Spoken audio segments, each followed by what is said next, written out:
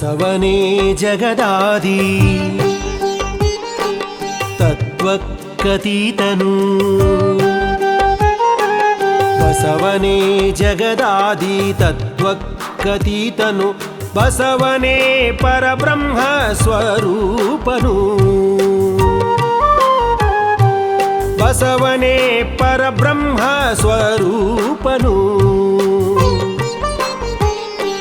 ಬಸವನನಾದಿಲಿಂಗ ಬಸವನನಾದಿಚರ ಬಸವನನಾದಿಲಿಂಗ ಬಸವನನಾದಿಚರ ಬಸವನಿಂದಧಿಕ ಉಂಟೆ ಯೋಗಿನಾಥ ಯೋಗಿನಾಥ ಯೋಗಿನಾಥ ಯೋಗಿನಾಥ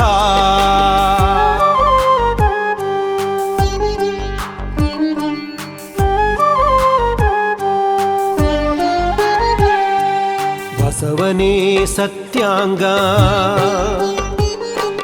ಬಸವನೇ ನಿತ್ಯಾಂಗ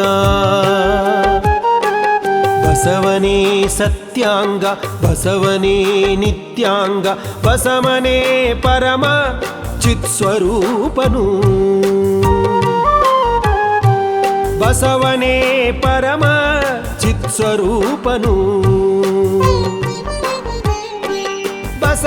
ಬಸವನನಾದಿಲಿಂಗ ಬಸವನನಾದಿಚರ ಬಸವನನಾದಿಲಿಂಗ ಬಸವನನಾದಿಚರ ಬಸವನಿಂದಧಿಕ ಉಂಟೆ ಯೋಗಿನಾಥ ಯೋಗಿನಾಥ ಯೋಗಿನಾಥ ಯೋಗಿನಾಥ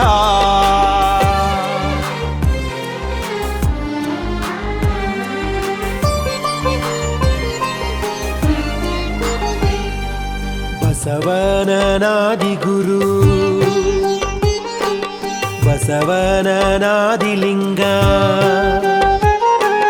ಬಸವನನಾದಿಗುರು ಬಸವನನಾದಿಲಿಂಗ ಬಸವನನಾದಿಚರ ಪರಮತತ್ವವು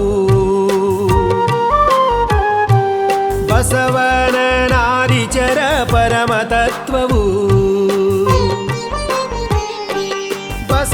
ಬಸವನನಾದಿಗುರು ಚರ ತ್ರಿವಿಧ ರೂಪಾದ ಬಸವನನಾದಿಗುರು ಚರ ತ್ರಿವಿಧ ರೂಪಾದ ಬಸವಂಗೆ ಶರಣಾದೆ ಯೋಗಿನಾಥ ಯೋಗಿನಾಥ ಯೋಗಿನಾಥ ಯೋಗಿನಾಥ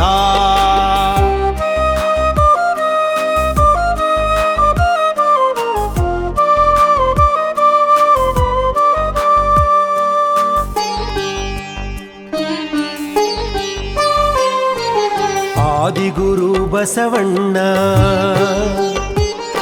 ಅನಾದಿಗುರು ಬಸವಣ್ಣ ಆದಿಗುರು ಬಸವಣ್ಣ ಅನಾದಿಗುರು ಬಸವಣ್ಣ ಭೇದಕ್ಕ ಭೇದ್ಯನು ಬಸವಣ್ಣನು ಭೇದಕ್ಕ ಭೇದ್ಯನು ಬಸವಣ್ಣನು ಇಂತಪ್ಪ ಬಸವನ ಅನಂತ ಶ್ರೀಪಾದಕ್ಕೆ ಇಂತಪ್ಪ ಬಸವನ ಅನಂತ ಶ್ರೀಪಾದಕ್ಕೆ ಇಂತೆರಗಿ ಸುಖಿಯಪ್ಪೆ ಯೋಗಿನಾಥ ಯೋಗಿನಾಥ ಯೋಗಿನಾಥ ಯೋಗಿನಾಥ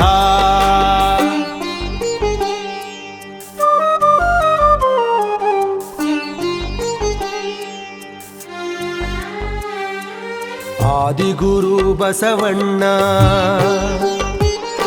ಅನಾದಿಗುರು ಬಸವಣ್ಣ ಆದಿಗುರು ಬಸವಣ್ಣ ಅನಾದಿಗುರು ಬಸವಣ್ಣ ಭೇದಕ್ಕ ಭೇದ್ಯತಾ ಬಸವಣ್ಣನು ಭೇದಕ್ಕ ಭೇದ್ಯತಾ ಬಸವಣ್ಣನು ನಾದಬಿಂದುಗಳಾತೀತ ಬಸವಯ್ಯ ನಾದಬಿಂದುಗಳಾತೀತ ಬಸವಯ್ಯ ಎನ್ನಾರಾಧ್ಯ ಗುರು ಬಸವನ ಯೋಗಿನಾಥ ಯೋಗಿನಾಥ ಯೋಗಿನಾಥ ಯೋಗಿನಾಥ ಬಸವಣ್ಣ ಬಸವಯ್ಯ ಬಸವಪ್ಪ ಬಸವರಸ ಬಸವಣ್ಣ ಬಸವಯ್ಯ ಬಸವಪ್ಪ ಬಸವರಸ ಬಸವಲಿಂಗವೇ ಎನ್ನ ಬಸವ ತಂದೆ ಬಸವಲಿಂಗವೇ ಎನ್ನ ಬಸವ ತಂದೆ ಬಸವಚರ ಪರತತ್ವ ಕಾದಿ ಮೂಲಿಗಲಿಂಗ ಬಸವಚರ ಪರತತ್ವ ಕಾದಿ ಮೂಲಿಗಲಿಂಗ ಬಸವಪ್ಪ ಶರಣಂಬೆ ಯೋಗಿನಾಥ ಯೋಗಿನಾಥ ಯೋಗಿನಾಥ ಯೋಗಿನಾಥ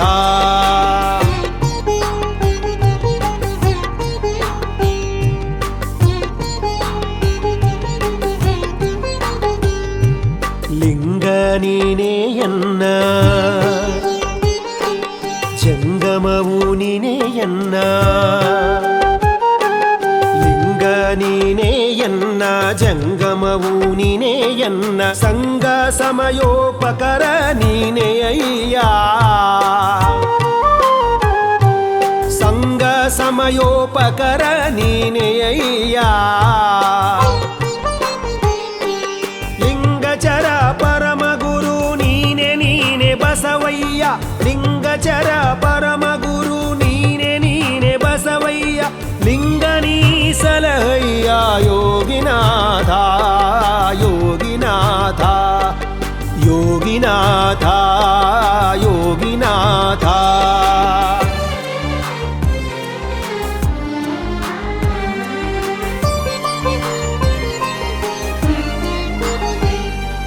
ಕಾಯಗುಣದ ಪಹಾರಿ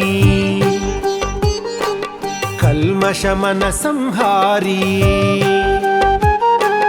ಕಾಯಗುಣದ ಪಹಾರಿ ಕಲ್ಮಶಮನ ಸಂಹಾರಿ ದಾಯದೋರಿಯೇ ಭಕ್ತಿದಾಯಕ ನೀನು ದಾಯದೋರಿಯೇ ಭಕ್ತಿದಾಯಕ ನೀನು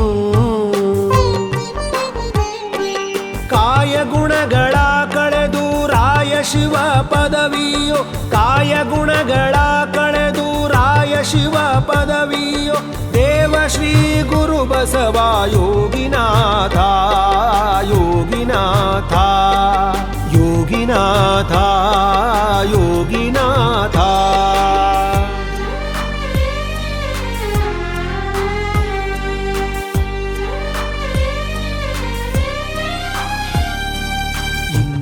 ಶಿವಶರಣರ ವಂದಿ ಹಾರೈಸಿದೆ ಇಂದು ಶಿವಶರಣರ ವಂದಿ ಹಾರೈಸಿದೆ ತಂದೆ ನಿಮ್ಮಯ ಕರುಣ ಪ್ರಸಾದವಾ ತಂದೆ ನಿಮ್ಮಯ ಕರುಣ ಪ್ರಸಾದವಾ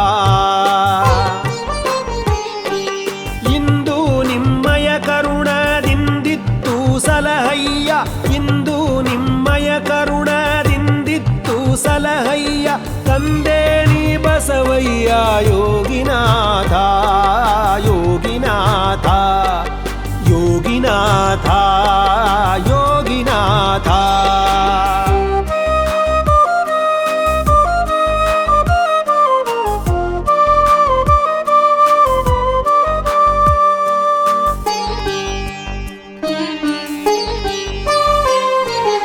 ಎರಡೆಂಟ ನರಿಯದ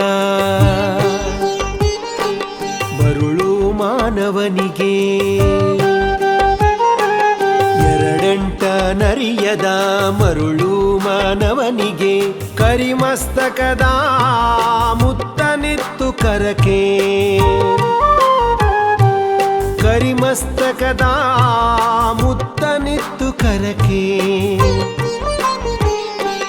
ಪರಮ ಪ್ರಸಾದವನು ಪಾಲಿಸಿ ರಕ್ಷಿಸಿದೆ ಪರಮ ಪ್ರಸಾದವನು ಪಾಲಿಸಿ ರಕ್ಷಿಸಿದೆ ಪರಮ ಶ್ರೀ ಗುರು ಬಸವ ಯೋಗಿನಾಥ ಯೋಗಿನಾಥ ಯೋಗಿನಾಥ ಯೋಗಿನಾಥ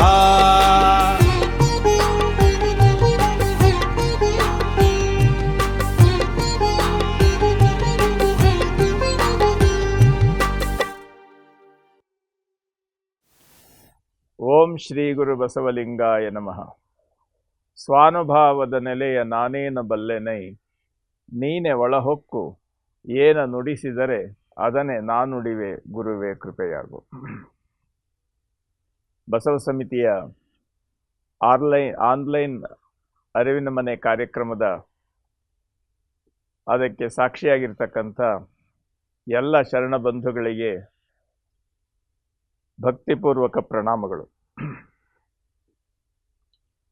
ಈಗ ನಾವು ಸಿದ್ದರಾಮ ಶಿವಯೋಗಿಗಳ ಬಸವ ಸ್ತೋತ್ರ ತ್ರಿವಿಧಿಯನ್ನು ಕುರಿತು ನಾವು ಕಳೆದ ವಾರದಿಂದ ಪ್ರಾರಂಭ ಮಾಡಿದ್ವಿ. ಮತ್ತೆ ಅದರ ಬಗ್ಗೆ ಎರಡು ಮಾತನ್ನು ಹೇಳ್ತೇನೆ. ಈ ವಿಶ್ವದ ಸಹಜವಾಗಿರ್ತಕ್ಕಂಥ ನಿರಾಕಾರ ಸ್ವರೂಪದ ನೆಲೆಯಿಂದ ಹೇಗೆ ವಿಶ್ವ ಸಾಕಾರಗೊಂಡು ಅದು ಸೃಷ್ಟಿಯಾಯಿತು, ಆ ನೆಲೆಯಿಂದ ಅದು ಹೇಗೆ ಮುಂದೆ ಅದು ಬೆಳೀತು ಅಂತ ಅನ್ನೋಂಥ ಲೆಕ್ಕದಲ್ಲಿ ನಾವು ಹೇಳೋದನ್ನು ನಾವು ಗಮನಿಸ್ತೇವೆ. ನೋಡಿ, ವೇದಗಳಲ್ಲಿ ಇಂದಿನವರು ಹೇಳ್ತಾರೆ, ಆತ್ಮನ ಆಕಾಶ ಸಂಭೂತಃ, ಆಕಾಶಾದ್ವಾಯು, ವಾಯೋರಗ್ನಿ, ಅಗ್ನೇರಾಪಃ, ಅದ್ಭ್ಯಃ ಪೃಥಿವಿ, ಪೃಥಿವ್ಯಾ ಓಷಧಯ, ಓಷಧಿಭ್ಯೋ ಅನ್ನಂ, ಅನ್ನಾತ್ ಪುರುಷಃ ಅಂತ. ಅಂದರೆ ನಿರಾಕಾರದ ನೆಲೆಯಿಂದ ಬರುವಂಥದ್ದನ್ನು ಉಪನಿಷತ್ನಲ್ಲಿ ಈ ರೀತಿ ಗಮನಿಸ್ತದೆ. ನಮ್ಮ ಸಿದ್ದರಾಮ ಶಿವಯೋಗಿಗಳು ಆ ಮೂಲ ನೆಲೆಯನ್ನು ಕುರಿತು ಹೇಳಿದ್ದನ್ನು ನಾವು ಕಳೆದ ಪದ್ಯಗಳಲ್ಲಿ, ತ್ರಿಪದಿಗಳಲ್ಲಿ ನಾವು ಅದನ್ನು ಸ್ಥೂಲವಾಗಿ ಹೇಳ್ತಾ ಬಂದಿದ್ದೇವೆ. ಅದಕ್ಕೂ ಮತ್ತು ನನಗೂ ಏನು ಸಂಬಂಧ ಅಂತ ಅನ್ನೋಂಥ ಒಂದು ವ್ಯವಸ್ಥೆ, ನಿರಾಕಾರ ಸ್ವರೂಪವಾಗಿರ್ತಕ್ಕಂಥ ಆ ತಾತ್ವಿಕ ನೆಲೆ ನೋಡಿ, ಅಂಗದಿಂದ ಲಿಂಗದೆಡೆಗೆ ನಾವು ಹೋಗುವಂಥ ವ್ಯವಸ್ಥೆಗಳನ್ನು ಮಾಡ್ತೇವೆ. ಇದು ಅಗಮ್ಯ ಅಗೋಚರ ಅಪ್ರತಿಮ ಲಿಂಗದಿಂದ ಅಂಗ ಏನಾಯಿತು ಅಂತ ಹೇಳಿ ಅದನ್ನು ಅವರೋಹಣದ ನೆಲೆಯಲ್ಲಿ ಈ ಒಂದು ತ್ರಿಪದಿ ಇದೆ ಅಂತ ಅನ್ನೋದನ್ನು ನಾವು ಹೋದ ಸಾರಿ ಅದನ್ನು ಪ್ರಾರಂಭ ಮಾಡಿ ಅದು ಕೊನೆಯಲ್ಲಿ ಮುಕ್ತಾಯ ಮಾಡುವಂಥ ಸನ್ನಿವೇಶದಲ್ಲಿ ಇದನ್ನು ಹೇಳಿದ್ವಿ. ಆದಿ ಆಧಾರದಲ್ಲಿ ಆದಿ ಪಂಚಮ ಸೀಮೆ, ಗ್ರಾಮವೆಂಟನ್ನು ನೋಡಿ ಹತ್ತ ನೋಡಿ, ಸೀಮೆ ಸಾಯುಜ್ಯದಲ್ಲಿ ಸಂಗಮವು ಆದರೆ ನಾ ಬಸವಪುತ್ರನೈ ಯೋಗಿನಾಥ, ನಾನು ಹೇಗೆ ಸಾಕಾರಗೊಂಡೆ ಅಂತ ಅನ್ನುವಂಥ ನೆಲೆಯನ್ನು ಅದ್ಭುತವಾದಂಥ ರೀತಿಯಲ್ಲಿ, ಸೂಕ್ಷ್ಮವಾದ ರೀತಿಯಲ್ಲಿ, ಸರಳವಾಗಿ ಎಷ್ಟು ಚೆನ್ನಾಗಿ ಹೇಳಿದ್ದಾರೆ ನೋಡಿ. ಅನಾದಿಯಿಂದ ಆದಿಗೆ ಬಂದು ಆದಿಯಿಂದ ಅದು ಸಂಪೂರ್ಣವಾಗಿ ಸಾಕಾರಗೊಳ್ಳಬೇಕಾದ್ರೆ ಅದನ್ನು ಪಂಚಭೂತಗಳು ಅಂತ ನಾವು ಹೇಳ್ತೇವೆ. ಪೃಥ್ವಿ, ಅಪ್ಪು, ತೇಜಸ್ಸು, ವಾಯು, ಆಕಾಶ. ಇದು ಆದಿ ಪಂಚಮ ಸೀಮೆ ಅಂತ ಹೇಳಿದ್ರು. ಈ ಆದಿ ಪಂಚಮ ಸೀಮೆಯನ್ನು ಒಳಗೊಂಡ 8 ಗ್ರಾಮಗಳು ನಮ್ಮ ಅಸ್ತಿತ್ವವನ್ನು ಉಳಿಸ್ಕೊಳ್ಳಿಕ್ಕೆ. ನೋಡಿ, ಅದನ್ನು ಏನು ಹೇಳ್ತಾರೆ, ಅಷ್ಟತನು ಅಂತ ಹೇಳ್ತಾರೆ. ಅಷ್ಟತನುಗಳು ಯಾವುದು? ಅಷ್ಟತನು ಮೂರ್ತಿ, ನಿರಾಕಾರವಾಗಿರುವ ವ್ಯವಸ್ಥೆ ಸಾಕಾರಗೊಳ್ಳೋದಿದೆಯಲ್ಲ, ಇದು ಅಷ್ಟತನು ಮೂರ್ತಿ. ನೋಡಿ, ಪೃಥ್ವಿ, ಅಪ್ಪು, ತೇಜಸ್ಸು, ವಾಯು, ಆಕಾಶ ಅಂದರೆ ಭೂಮಿ, ನೀರು, ಅಗ್ನಿ, ಗಾಳಿ, ಆಕಾಶ, ಇದು 5 ಆದರೆ ಇದರ ಜೊತೆಗೆ ಅಂತರಂಗದಲ್ಲಿ ಸೇರ್ತಕ್ಕಂಥದ್ದು ಸೂರ್ಯ, ಚಂದ್ರ, ಆತ್ಮ ಅಂತ ಹೇಳ್ತಾರೆ ಅಷ್ಟತನುಗಳು. ಅಂದರೆ ಏನು? ಸೂರ್ಯ ಅಂತ ಹೇಳಿದ್ರೆ ಸಂಕಲ್ಪ ಶಕ್ತಿ, ಚಂದ್ರ ಅಂದರೆ ಮನಸ್ಸು, ಆತ್ಮ ಅಂದರೆ ಇದೆಲ್ಲದನ್ನು ಒಳಗೊಂಡಿರ್ತಕ್ಕಂಥ ನಿರಾಕಾರ ಚೈತನ್ಯ ಸ್ವರೂಪ ಇದೆಯಲ್ಲ, ಅದನ್ನು ಆತ್ಮ ಅಂತ ಹೇಳ್ತಾರೆ. ಇವು 5 ನೋಡಿ ಇಲ್ಲಿ ಹೇಳ್ತಾರೆ. ಆದಿ ಪಂಚಮ ಸೀಮೆ, ಅದನ್ನು ಗ್ರಾಮವೆಂಟು, ಇವುಗಳನ್ನು ನೋಡಿ ಅದರಲ್ಲಿ ನಾನು ಪರಿಪೂರ್ಣನಾಗಿ 10 ಅಂತಂದರೆ ಕರ್ಮೇಂದ್ರಿಯ ಜ್ಞಾನೇಂದ್ರಿಯಗಳ ನೆಲೆಯನ್ನು ಸೇರಿಸಿಕೊಂಡು ಸೀಮೆ ಸಾಯುಜ್ಯ ಅಂದರೆ ಇವುಗಳ ಜೊತೆಯಲ್ಲಿ ಸಮನ್ವಯವಾದಾಗ ಸೀಮೆ ಸಾಯುಜ್ಯದಲ್ಲಿ ಸಂಗಮವು ಆದೊಡೆ ನಾನು ನಿರಾಕಾರನಾಗಿರ್ತಕ್ಕಂಥ ನೆಲೆಯಿಂದ ಸಾಕಾರಗೊಂಡು ಬಂದೆ. ನಾನು ಅನಾದಿಯ ಪುತ್ರ, ಅನಾದಿ ಬಸವಣ್ಣ, ಆದಿ ನಾನು. ಅದನ್ನು ಎಷ್ಟು ಸರಳವಾಗಿ ಹೇಳ್ತಾರೆ ನೋಡಿ. ನಾ ಬಸವಪುತ್ರನೈ ಯೋಗಿನಾಥ. ಈಗ ಪೂಜಾರ್ಹನಾಗಿರ್ತಕ್ಕಂಥ, ಪೂಜ್ಯನಾಗಿರ್ತಕ್ಕಂಥ ಬಸವ ಪ್ರಜ್ಞೆ, ನಾನು ಪೂಜಕನಾಗಿರ್ತಕ್ಕಂಥ ನಾನು ಯಾವ ರೀತಿ ಅಪ್ಪ ಬಸವಣ್ಣನ ಅರ್ಥ ಮಾಡ್ಕೊಂಡಿದ್ದೇನೆ. ಬಸವ ಅಂತಂದರೆ ನೋಡಿ, ಒಂದು ವಿಚಾರ ಇಲ್ಲಿ ನಾವು ಗಮನಿಸಬೇಕು. ನಾವು ಬಸವಣ್ಣನವರನ್ನು ನಾವು ನಾವು ಇದರಲ್ಲಿ ಬಾಗೇವಾಡಿಯಲ್ಲಿ ಹುಟ್ಟಿ ಅಲ್ಲಿಂದ ನಾವು ಲೌಕಿಕವಾಗಿರ್ತಕ್ಕಂಥ ನೆಲೆಯಲ್ಲಿ ಅಷ್ಟೇ ಬಸವಣ್ಣನ ನಾವು ನೋಡ್ಕೊಂಡು ಬಂದಿದ್ದೇವೆ. ಆದರೆ ಅನಾದಿ ನಿರಂತರವಾಗಿರ್ತಕ್ಕಂಥ ಆ ನೆಲೆಯಿಂದ ನೋಡ್ಕೊಂಡು ಬರಬೇಕಲ್ಲ. ನೋಡಿ, ಅದಕ್ಕೆ ಅಪ್ಪ ಬಸವಣ್ಣಂದೇ ಒಂದು ವಚನ ಇದೆ. ಎನಗೆ ಜನನವಾಯಿತೆಂಬರು ಎನಗೆ ಜನನವಿಲ್ಲವಯ್ಯ, ಎನಗೆ ಮರಣವಾಯಿತೆಂಬರು ಎನಗೆ ಮರಣವಿಲ್ಲವಯ್ಯ. ಯಾಕೆಂದರೆ ಅನಾದಿ ಅನಂತವಾಗಿರ್ತಕ್ಕಂಥದ್ದು ಆದಿ ಅಂತ್ಯವನ್ನು ಕಾಣಲಿಕ್ಕೆ ಸಾಧ್ಯವೇ ಇಲ್ಲ. ಆದರೆ ಲೋಕಲೀಲೆಗೋಸ್ಕರ ಜನನವಾದಡೆ ಪಾದೋದಕ ಪ್ರಸಾದವ ಕೊಂಬೆ, ಮರಣವಾದರೆ ನಿಮ್ಮ ಶ್ರೀಚರಣದಲ್ಲಿರುವೆ, ಬಾವನ್ನದ ವೃಕ್ಷವು ಊರೊಳಗಿದ್ದರೂ ಅಡವಿಯೊಳಗಿದ್ದರೂ ಫಲ ಒಂದೇ ಕೂಡಲ ಸಂಗಮ ದೇವ. ನೋಡಿ, ಇದು ಅನಾದಿ ಅನಂತವಾಗಿರ್ತಕ್ಕಂಥ ನೆಲೆಯಲ್ಲಿ ಅಪ್ಪ ಬಸವಣ್ಣನವರು ಸೂಕ್ಷ್ಮವಾಗಿ ಆ ವಿಚಾರವನ್ನು ಅಭಿವ್ಯಕ್ತಪಡಿಸಿದಂಥ ವಿಧಾನ ಅದು ವಚನ. ನೋಡಿ, ಇಲ್ಲಿ ಹೇಳ್ತಾರೆ ನಮ್ಮ ಶಿವಯೋಗಿ ಸಿದ್ದರಾಮರು, ಬಸವನೇ ಜಗದಾದಿ ತತ್ವಕ್ಕತೀತನು. ಈ ಜಗತ್ತಿನ ಆದಿ ತತ್ವ ಅಂತ ಏನು ಹೇಳ್ತೇವಲ್ಲ, ಪಂಚಭೂತಗಳು 36 ತತ್ವಗಳು ಇವೆಲ್ಲ ಹೇಳ್ತೇವಲ್ಲ, ಅದಕ್ಕೆ ಮೀರಿರ್ತಕ್ಕಂಥವನು. ಈ ಜಗತ್ತು ಆದಿಯಾಗಿ ಬಂದರೆ ಬಸವ ಅನಾದಿಯಾಗಿರ್ತಕ್ಕಂಥವನು. ಬಸವನೇ ಜಗದಾದಿ ತತ್ವಕ್ಕತೀತನು. ಆದ್ದರಿಂದ ಬಸವನೇ ಪರಬ್ರಹ್ಮ ಸ್ವರೂಪನು. ಬಸವ ಅನಾದಿಲಿಂಗ, ಬಸವನು ಅನಾದಿಚರ, ಬಸವನಿಂದಧಿಕ ಉಂಟೆ ಯೋಗಿನಾಥ. ನಾವು ಬಸವಣ್ಣನ ಅಂತಃಪ್ರಜ್ಞೆಯನ್ನು ನಾವು ಅರ್ಥ ಮಾಡ್ಕೊಳ್ಬೇಕಾದ್ರೆ ಈ ಎತ್ತರದಲ್ಲಿ ನೋಡಬೇಕು. ಅಗಮ್ಯ ಅಗೋಚರ ಆಗಿರ್ತಕ್ಕಂಥದ್ದು ಸಾಕಾರಗೊಂಡ ಲಿಂಗ. ಬಸವಣ್ಣವ್ರು ಹೇಳ್ತಾರಲ್ಲ, ಅಗಮ್ಯ ಅಗೋಚರ ಅಪ್ರತಿಮ ಲಿಂಗ ಅಂತ. ಆ ಲೆಕ್ಕದಲ್ಲಿ ಇವರು ಹೇಳ್ತಾರೆ, ಬಸವನು ಅನಾದಿಲಿಂಗ, ಬಸವನು ಅನಾದಿಚರ, ಬಸವಣ್ಣ ಆದಿಲಿಂಗ. ಅನಾದಿನೇ ನಿರಾಕಾರವಾಗಿರ್ತಕ್ಕಂಥದ್ದು. ಬಸವನ ಆದಿಲಿಂಗ ಅಂತಂದರೆ ಮತ್ತೆ ಅದನ್ನು ಸಾಕಾರಗೊಂಡು ಅಗಮ್ಯ ಅಗೋಚರ ಅಪ್ರತಿಮ ಲಿಂಗವಾದದ್ದು. ಆದಿಚರ, ಅವುಗಳ ಜೊತೆಯಲ್ಲಿ ಸಂಪೂರ್ಣವಾದ ರೀತಿಯಲ್ಲಿ ಸಹಜವಾಗಿ ನಿರ್ಲಿಪ್ತವಾಗಿ ಸಮರಸಗೊಂಡಿರ್ತಕ್ಕಂಥದ್ದು. ಈ ನೆಲೆಯನ್ನು ನೋಡಿದ್ರೆ ಬಸವನಿಂದ ಅಧಿಕ ಉಂಟೆ ಯೋಗಿನಾಥ. ಬಸವ ಅಂತ ಅನ್ನುವಂಥದ್ದು ಒಂದು ವ್ಯಕ್ತಿ ಅಲ್ಲ, ಇಡೀ ಜಗತ್ತಿನ ಆತ್ಮಸಾಕ್ಷಿಯನ್ನು ಬಗೆದು ನೋಡಿದ್ರೆ ಅದು ಜಗತ್ತಿನ ಅದ್ಭುತವಾಗಿರ್ತಕ್ಕಂಥ ಅನಾದಿ ಅದ್ಭುತವಾಗಿರ್ತಕ್ಕಂಥ ನೆಲೆಯನ್ನು ಅರ್ಥ ಮಾಡಿಕೊಂಡು ಅನುಭವಿಸಿ ಅದನ್ನು ಲೋಕಹಿತಕ್ಕಾಗಿ ನಮಗೆ ತಿಳುವಳಿಕೆ ಹೇಳಲಿಕ್ಕೋಸ್ಕರ ಈ ಅಕ್ಷರಗಳ ರೂಪದಲ್ಲಿ ಅದನ್ನು ಸಾಕಾರಗೊಳಿಸಿಕೊಡ್ತಾ ಇದ್ದಾರೆ ಸಿದ್ದರಾಮ ಶಿವಯೋಗಿಗಳು. ಮುಂದೆ ಹೇಳ್ತಾರೆ, ಅದು ಅನಾದಿ ನೆಲೆ ಆಯ್ತಲ್ಲ, ಇನ್ನೂ ಸ್ವಲ್ಪ ನಮ್ಮ ಹತ್ರ ಬರಲಿಕ್ಕೆ ಇನ್ನು ಸ್ವಲ್ಪ ಚಿಕ್ಕದು ಮಾಡಿ ಹೇಳ್ತಾರೆ. ಬಸವನೇ ಸತ್ಯಾಂಗ, ಬಸವನೇ ನಿತ್ಯಾಂಗ, ಬಸವನೇ ಪರಮ ಚಿತ್ ಸ್ವರೂಪನು, ಬಸವನನಾದಿಲಿಂಗ, ಬಸವನನಾದಿಚರ, ಬಸವನಿಂದಧಿಕ ಉಂಟೆ ಯೋಗಿನಾಥ. ನೋಡಿ, ಹಿಂದೆ ಹೇಳಿದ್ದನ್ನೇ ಮತ್ತೆ ಅದಕ್ಕೆ ಇನ್ನೆರಡು ಸೇರಿಸ್ತಾರೆ. ಬಸವನೇ ಸತ್ಯಾಂಗ. ನೋಡಿ, ಸತ್ಯಾಂಗ ನಿತ್ಯಾಂಗ ಅಂತ ಅನ್ನೋದಿದೆಯಲ್ಲ, ಸತ್ಯ ಅಂತ ಅನ್ನೋದಿದೆಯಲ್ಲ, ಅದು ಯಾವತ್ತೂ ಅಪರಿವರ್ತನೀಯವಾಗಿರ್ತಕ್ಕಂಥದ್ದು ಸತ್ಯ. ಆ ಸತ್ಯ ಪರಮಾತ್ಮ ನಿರಾಕಾರ ಸ್ವರೂಪವಾಗಿರುವ ಪರಮಾತ್ಮನ ಸಾಕಾರ ಸ್ವರೂಪವೇ ಸತ್ಯ. ಏಕಂ ಸತ್ ಅಂತ ಅನ್ನುವಂಥ ಮಾತು ಉಪನಿಷತ್ತುಗಳಲ್ಲೂ ಬರ್ತದೆ. ಅಂದರೆ ಯಾವುದದು ನಿರಂತರವಾಗಿ ಅಪ್ರತಿಮವಾಗಿ ಅಪರಿವರ್ತನೀಯವಾಗಿ ಪರಿಪೂರ್ಣವಾಗಿ ಇರ್ತದೆ, ಅದು ಸತ್ಯ. ಬಸವನೇ ಸತ್ಯಾಂಗ. ಮತ್ತು ಅಷ್ಟೇ ಅಲ್ಲ, ಅದು ಯಾವತ್ತೂ ನಿರಂತರವಾಗಿ ತನ್ನ ಕಾಲಾತೀತವಾದ ನೆಲೆಯಲ್ಲಿ ಇರೋದರಿಂದ ಆ ಬಸವ ಪ್ರಜ್ಞೆಯೇ ನಿತ್ಯಾಂಗ. ಬಸವನೇ ಪರಮ ಚಿತ್ ಸ್ವರೂಪನು. ನೋಡಿ, ಚಿದಂಗ, ಚಿತ್ ಅನ್ನೋದಿದೆಯಲ್ಲ, ಅದು ನಾನು ಹೇಳ್ತೇನೆ ಒಂದು ಉದಾಹರಣೆಗೆ. ಸತ್, ಚಿತ್, ಆನಂದ ಇದನ್ನು ನಾವು ಉಪಯೋಗಿಸ್ತೇವೆ. ಸತ್ ಅಂತಂದರೆ ಹೊರಗಿನ ರೂಪ, ಚಿತ್ ಅಂದರೆ ಅದರೊಳಗಿರ್ತಕ್ಕಂಥ ಚೈತನ್ಯ ಸ್ವರೂಪ, ಆನಂದ ಅಂತಂದರೆ ಆ ಸತ್ತು ಚಿತ್ತಿನ ಪರಿಣಾಮವಾಗಿ ಬರ್ತಕ್ಕಂಥ ಆ ಪರಿಣಾಮದ ನೆಲೆ ಇದೆಯಲ್ಲ, ಅದು ಆನಂದ. ಸತ್, ಚಿತ್, ಆನಂದ ಅಂತ ಅನ್ನೋಂಥ ರೀತಿಯಿಂದ ನಾವು ಹೇಳ್ತೇವೆ. ಇಲ್ಲಿ ಬಸವಣ್ಣ ಚಿತ್ ಸ್ವರೂಪ ಅಂತ ಹೇಳಿದ್ರೆ ಸಾಕಾರಕ್ಕೆಲ್ಲಕ್ಕೂ ಚೈತನ್ಯ ಕೊಡ್ತಕ್ಕಂಥದ್ದು. ಈಗ ಒಂದು ಬ್ಯಾಟ್ರಿ ಸೆಲ್ ಇದೆ, ಆ ಬ್ಯಾಟ್ರಿ ಸೆಲ್ನಲ್ಲಿ ಕರೆಂಟ್ ಇಲ್ಲ ಅಂದರೆ ಏನೂ ಪ್ರಯೋಜನ ಇಲ್ಲ. ಆದರೆ ಆ ಕರೆಂಟ್ ತನ್ನನ್ನು ತಾನು ತೋರಿಸ್ಕೊಳ್ಳುವಂಥದ್ದು ತನ್ನ ಕ್ರಿಯೆಯಿಂದಲೇ ಹೊರತು ತಾನು ಹೊಸದಾಗಿ ತೋರಿಸ್ಕೊಳ್ಳೋದಿಲ್ಲ. ಅಕಸ್ಮಾತ್ ಆ ರೀತಿ ನಮಗೆ ಪರಿಚಯವಾಗ್ತಕ್ಕಂಥದ್ದು ಕೇವಲ ಮಿಂಚಿನ ರೂಪದಲ್ಲಿ, ಮೂಡಿ ಕ್ಷಣಾರ್ಧದಲ್ಲಿ ಮರೆಯಾಗತಕ್ಕಂಥದ್ದು. ಆದರೆ ಅದು ಲೋಕಹಿತಕ್ಕಾಗಿ ಶಾಶ್ವತವಾಗಿ ಉಳಿಬೇಕಾದ್ರೆ, ನಿತ್ಯಾಂಗವಾಗಿ ಬರಬೇಕು ಅಂತ ಹೇಳಿದ್ರೆ ಅದು ಪ್ರಾಣಸ್ವರೂಪವಾದಂಥ ನೆಲೆಯಲ್ಲಿಯೇ ಬರಬೇಕು.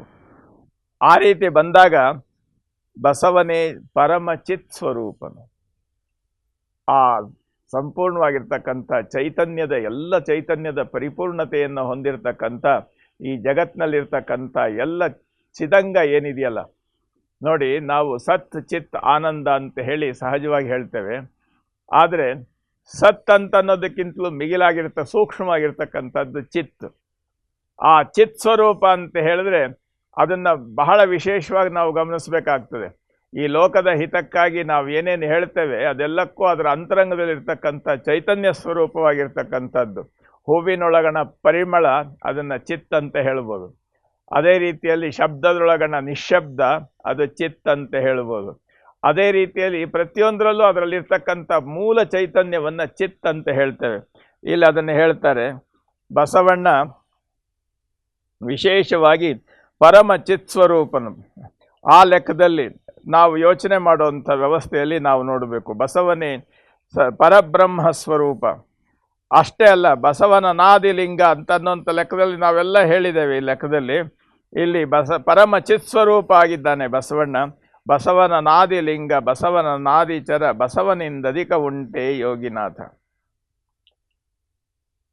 ಬಸವ ಅಂತ ಅನ್ನುವಂಥದ್ದನ್ನು ನಮ್ಮ ಅಂತರಂಗದಲ್ಲಿ ಬರೀ ಶಬ್ದವಾಗಿ ಹೇಳುವಂಥದ್ದಲ್ಲ, ನಮ್ಮ ಹೃದಯ ಯೋಚನೆ ಮಾಡ್ತಾ ಇದ್ರೆ ಎಲ್ಲೆಲ್ಲಿ ತಲುಪ್ತದೆ. ನಾನು ಹೇಳಿದೆ ನೆನ್ನೆನು, ಮಾತು ಮನಗಳಿಗೆ ಅತ್ತತ್ತ ಮೀರಿದ ಆ ಬಸವ ಪ್ರಜ್ಞೆಯ ನೆಲೆಯನ್ನು ನಾವು ಗುರುತಿಸ್ಕೊಳ್ಬೇಕು. ಅಷ್ಟೇ ಅಲ್ಲ, ಇದು ಸತ್ಯಾಂಗ ನೋಡಿ. ಅಲ್ಲಿ ಜಗದಾದಿ ತತ್ವಕ್ಕತೀತ ಅಂತ ಒಂದು ಪದ್ಯದಲ್ಲಿ ಹೇಳಿದ್ರು, ಎರಡನೇದಲ್ಲಿ ಹೇಳ್ತಾ ಇದ್ದಾರೆ ಸತ್ಯಾಂಗ ನಿತ್ಯಾಂಗ ಅಂತ ಹೇಳಿದ್ರು. ಈಗ ಮೂರನೇನದ್ದು ಹೇಳ್ತಾರೆ ಬಸವನು ಅನಾದಿ ಗುರು. ನೋಡಿ ಹೇಗೆ ಒಂದೊಂದು ಹಂತ ಅದರ ಸಾಕಾರ ಸ್ವರೂಪದಲ್ಲಿ ಹೇಗೆ ಇಳಿತಾ ಬರ್ತಾ ಇದೆ, ಅದನ್ನು ನಮ್ಮ ಹತ್ರಕ್ಕೆ ತರ್ತಾ ಇದ್ದಾರೆ ಅಂತ ಅನ್ನೋದನ್ನು ನೋಡಿ. ಅಲ್ಲಿ ಚಿತ್ಸ್ವರೂಪವಾಗಿರ್ತಕ್ಕಂಥದ್ದು ಮತ್ತೆ ಈ ಒಂದು ತ್ರಿಪದಿಯಲ್ಲಿ ಹೇಳ್ತಾರೆ ಬಸವನು ಅನಾದಿ ಗುರು, ಬಸವನು ಅನಾದಿ ಲಿಂಗ, ಬಸವನು ಅನಾದಿ ಚರ ಪರತತ್ವವು, ಬಸವನು ಅನಾದಿ ಗುರು ಚರ ತ್ರಿವಿಧ ರೂಪಾದ. ನೋಡಿ ಈ ಸ್ವಾರಸ್ಯ ನೋಡಿ ಹೇಗಿದೆ. ನಿರಾಕಾರವಾಗಿರ್ತಕ್ಕಂಥ ನೆಲೆಯನ್ನು ನಮ್ಮ ಅರಿವಿನ ಹತ್ತಿರಕ್ಕೆ ತರ್ತಕ್ಕಂಥ ವಿಧಾನ ಈ ಒಂದು ತ್ರಿಪದಿಯಲ್ಲಿ ಎಷ್ಟು ಸ್ವಾರಸ್ಯವಾಗಿದೆ ಅಂತ ಅನ್ನೋದನ್ನು ನಾವು ಗಮನಿಸಬೇಕು. ಅಲ್ಲಿ ಬಸವ ಚಿತ್ಸ್ವರೂಪನಾಗಿದ್ದ, ಸತ್ಯಾಂಗನಾಗಿದ್ದ, ನಿತ್ಯಾಂಗನಾಗಿದ್ದ, ಅವೆಲ್ಲವೂ ಸೀಮಾತಾತೀತವಾಗಿರ್ತಕ್ಕಂಥ ವ್ಯವಸ್ಥೆ. ಆದರೆ ಆ ಅಸೀಮ ನೆಲೆ, ಆ ನಿರಾಕಾರ ಸ್ವರೂಪ ಸಹಜವಾಗಿ ನಮಗೆ ಅರಿವಿಗೆ ಬರ್ತಕ್ಕಂಥ ನೆಲೆ ಇದೆಯಲ್ಲ, ಅರಿವು ಗುರುವಾಗ್ತದೆ. ನಾವು ಹೇಳ್ತೇವೆ ಅರಿವೇ ಗುರು, ಆಚಾರವೇ ಲಿಂಗ, ಅನುಭಾವವೇ ಜಂಗಮ ಅಂತ ನಾವು ಹೇಳ್ತೇವೆ. ಅರಿವು ಗುರುವಾಗಬೇಕಾದ್ರೆ ಆ ಗುರುತ್ವದ ಅಂತರಂಗವನ್ನು ನಾವು ತಿಳ್ಕೊಂಡದ್ರ ಬಗ್ಗೆ ಹೇಳಬೇಕಾಗ್ತದೆ. ಬಸವನು ಅನಾದಿ ಗುರು. ಎಲ್ಲ ಗುರು ಒಂದೊಂದು ವಿಚಾರದಲ್ಲಿ ನಮಗೆ ಕಣಕಣ ಸ್ವರೂಪದಲ್ಲಿ ನಮ್ಮ ಅರಿವನ್ನು ಸ್ವಲ್ಪ ಸ್ವಲ್ಪ ಜಾಗೃತ ಮಾಡ್ತಕ್ಕಂಥ ನೆಲೆಯಲ್ಲಿ ಆ ಅರಿವು ಗುರುವಿನಿಂದ ಪ್ರೇರಿತವಾಗಿ ತಾನೇ ಗುರುವಾಗಿ ನಿಲ್ತಕ್ಕಂಥದ್ದನ್ನು ನಾವು ನೋಡ್ತಾ ಹೋಗ್ತೇವೆ. ಆದರೆ ಈ ಜಗತ್ತಿನಲ್ಲಿ ಗುರುತತ್ವ ಅಂತ ಏನಿದೆಯಲ್ಲ, ಇದೆಲ್ಲಕ್ಕೆ ಮೂಲ ಸ್ವರೂಪ ಬಸವಣ್ಣ ಅನ್ನೋದನ್ನು ಇಲ್ಲಿ ಬಸವನು ಅನಾದಿ ಗುರು ಅಂತ ಹೇಳ್ತಾರೆ. ಆದಿಗುರು ಆದಿಗುರು ಸೃಷ್ಟಿಯಾದರು, ಅಂತ್ಯ, ಆದಿ ಅಂತ್ಯ. ಯಾವುದಕ್ಕೆ ಆದಿಯಾಗಿದೆಯೋ ಅದಕ್ಕೆ ಅಂತ್ಯ ಇದೆ. ಆದರೆ ಅನಾದಿ ಇದೆಯಲ್ಲ, ಅದಕ್ಕೆ ಅಂತ್ಯ ಇಲ್ಲ. ಅನಾದಿ ಅನಂತ. ಬಸವಣ್ಣ ಆದಿಗುರು ಅಂದರೆ ಇದ್ದರು ಹೋದರು ಅಂತ ಅನ್ನೋಂಥ ಭೂತ ಭವಿಷ್ಯತ್ ವರ್ತಮಾನ ಕಾಲದಲ್ಲಿ ಸಿಕ್ಕಾಕೊಳ್ಳೋದು ಆದಿ. ಆದರೆ ಅದನ್ನು ಮೀರಿ ನಿಲ್ತಕ್ಕಂಥದ್ದು ಇದೆಯಲ್ಲ, ಅದು ಅನಾದಿ. ಇಲ್ಲಿ ಅಪ್ಪ ಬಸವಣ್ಣನ ಬಗ್ಗೆ ಹೇಳ್ತಾರೆ, ಬಸವನು ಅನಾದಿ ಗುರು, ಬಸವನು ಅನಾದಿ ಲಿಂಗ, ಬಸವನು ಅನಾದಿ ಚರ ಪರತತ್ವವು. ಅನಾದಿ ಚರ ಪರತತ್ವವು ಬಸವಣ್ಣ. ಬಸವಣ್ಣ ಅರಿವಾಗಿ ಆ ಕ್ರಿಯೆ ಚಿತ್ ಕ್ರಿಯೆಯಾಗಿ, ನೋಡಿ ಕ್ರಿಯೆ ಅದು ಸಾಕಾರ, ಚಿತ್ ಕ್ರಿಯೆ ಇದೆಯಲ್ಲ ಅದರ ಮೂಲ. ಚಿತ್ ಅನ್ನೋದು ಅನಾದಿ, ಸತ್ ಅಂತ ಅನ್ನೋದು ಆದಿ. ಕ್ರಿಯೆ ಸತ್ಕ್ರಿಯೆಯಾಗೋದನ್ನು ನೋಡ್ತೇವೆ, ಅದು ಚಿತ್ಕ್ರಿಯೆಯಾಗೋದನ್ನು ನಾವು ನೋಡ್ತೇವೆ. ಆ ಲೆಕ್ಕದಲ್ಲಿ ಬಸವನನಾದಿ ಚರ ಪರತತ್ವವು ಬಸವನನಾದಿ ಗುರು ಚರ ತ್ರಿವಿಧ ರೂಪಾದ. ನಮಗೆ ಆ ನಿರಾಕಾರ ಸ್ವರೂಪದಲ್ಲಿರ್ತಕ್ಕಂಥ ಪರತತ್ವ, ಆ ಬಸವ ಪ್ರಜ್ಞೆ, ಆ ಬಸವ ಚೈತನ್ಯ ನಮ್ಮನ್ನು ಅನುಗ್ರಹಿಸಲಿಕ್ಕೋಸ್ಕರ ನಿರಾಕಾರವಾಗಿ ಎಲ್ಲೆಲ್ಲೂ ಆವರಿಸಿರ್ತಕ್ಕಂಥದ್ದು ಮತ್ತೆ ಸಾಕಾರಗೊಂಡು ನಮ್ಮ ಬಳಿ ಬರ್ತಾ ಇದೆ. ಅದಕ್ಕೆ ನಾನು ಸಂಪೂರ್ಣವಾಗಿ ಶರಣಾಗಬೇಕು ಅಂತ ಅನ್ನೋಂಥ ನೆಲೆಯಲ್ಲಿ ಹೇಳ್ತಾರೆ. ಬಸವನು ಅನಾದಿ ಗುರು, ಬಸವನು ಅನಾದಿ ಲಿಂಗ, ಬಸವನು ಅನಾದಿ ಚರ ಪರತತ್ವವು, ಬಸವನು ಅನಾದಿ ಗುರು ಚರ ತ್ರಿವಿಧ ರೂಪಾದ. ಬಸವಣ್ಣ ಶರಣಾಗು ಯೋಗಿನಾಥ. ಆ ಲೆಕ್ಕದಲ್ಲಿರ್ತಕ್ಕಂಥ ಬಸವಣ್ಣ ನನ್ನನ್ನು ಸಾಕಾರಗೊಂಡು ನನ್ನ ಎದುರಿನಲ್ಲಿ ಕಾಣಿಸ್ಕೊಳ್ಳುವಂಥ ನೆಲೆ ಇದೆಯಲ್ಲ, ಕಾಣುವುದಷ್ಟೇ ಅಲ್ಲ, ಅದರ ಅಂತರಂಗವನ್ನು ನಾವು ಗಮನಿಸಬೇಕು, ಅದರ ಮೂಲ ಸ್ವರೂಪವನ್ನು ತಲುಪಬೇಕು.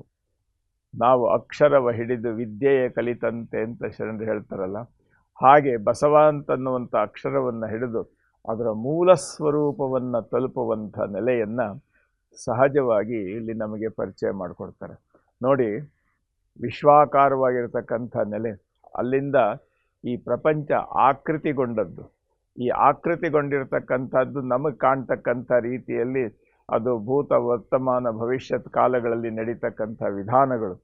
ಅಲ್ಲಿಂದ ಮುಂದೆ ಬಂದು ಅದು ಆ ಶಕ್ತಿ ಒಂದು ಕಡೆ ಸಾಂದ್ರವಾಗಿ ಅದು ಒಂದು ತತ್ವದ ಬೆಳಕಿನಲ್ಲಿ, ಅದು ಸತ್ಯದ ಬೆಳಕಿನಲ್ಲಿ, ತತ್ವದ ಬೆಳಕಿನಲ್ಲಿ, ಆನಂದದ ಬೆಳಕಿನಲ್ಲಿ ಆಕಾರಗೊಂಡು ಅದು ಬಸವ ಅಂತ ಅನ್ನುವಂಥ ನೆಲೆಯಲ್ಲಿ ಬರೋದನ್ನು ನಾವಿಲ್ಲಿ ನೋಡ್ತೇವೆ. ಇಲ್ಲಿ ಬಸವ ಅಂತ ಅನ್ನುವಂಥದ್ದು ಮುಂದೆ ಅದು ಬರ್ತದೆ. ಏನು ಅಂತಂದರೆ, ಬಸವಾಕ್ಷರತ್ರಯಗಳಿದೆಯಲ್ಲ, ಅದು ನಾದಬಿಂದು ಕಲೆಗಳಿಗೆ ಅತೀತವಾಗಿರ್ತಕ್ಕಂಥ 3 ಅಕ್ಷರಗಳು. ಅದು ಅಕ್ಷರ ಅಲ್ಲ, ಅದು ಮಂತ್ರಸ್ವರೂಪ. ಅದರ ಚೈತನ್ಯವನ್ನು ಅದು ಅನಾದಿ ಅನಂತವಾಗಿರ್ತಕ್ಕಂಥ ನೆಲೆಯಲ್ಲಿ ಆ ಅಕ್ಷರಗಳಿಂದ ನಾವು ಕಲಿಬೇಕಾದಂಥ ವಾಸ್ತವ ಸತ್ಯವನ್ನು ನಾವು ತಿಳ್ಕೊಳ್ಬೇಕಿಲ್ಲಿ. ಆ ತಿಳ್ಕೊಳ್ಳುವಂಥ ವಿಧಾನವನ್ನು ಒಂದು ಹಂತದಿಂದ ಹಂತಕ್ಕೆ ನಿಧಾನವಾಗಿ ಇಳಿಸಿ ನಮ್ಮ ಕಣ್ಣೆದುರಿನಲ್ಲಿರ್ತಕ್ಕಂಥ ಬಸವಣ್ಣ ಅದರ ಹಿನ್ನೆಲೆ ಏನು ಅಂತ ಹೇಳಿ ಅವರ ಸಂಪೂರ್ಣವಾಗಿರುವಂಥ ಆಧ್ಯಾತ್ಮಿಕ ನೆಲೆಯ ಪರಿಚಯವನ್ನು ಮಾಡಿಕೊಡ್ಲಿಕ್ಕೆ ನೋಡಿ ಸಿದ್ದರಾಮ ಶಿವಯೋಗಿಗಳು ಅವರು ತಿಳಿದಿದ್ದರು. ಆದರೆ ನಮಗೆ ತಿಳಿಸ್ಲಿಕ್ಕೋಸ್ಕರ ಈ ತ್ರಿಪದಿಯ ಮುಖಾಂತರವಾಗಿ ನಮ್ಮೆಲ್ಲರ ಕಣ್ತೆರೆಸಿ ಆಶೀರ್ವಾದ ಮಾಡ್ತಾ ಇದ್ದಾರೆ. ನಾವು ಇದನ್ನು ಗಮನಿಸಬೇಕು. ಅವರು ಹೇಳಿದ್ರು, ಬಸವಣ್ಣ ಶರಣಾಗು ಯೋಗಿನಾಥ. ಬಸವಣ್ಣ, ನೀನು ನನಗೆ ಆಶೀರ್ವಾದ ಮಾಡಪ್ಪ. ಬಸವಣ್ಣ, ನೀನು ನನಗೆ ಶರಣಾಗು.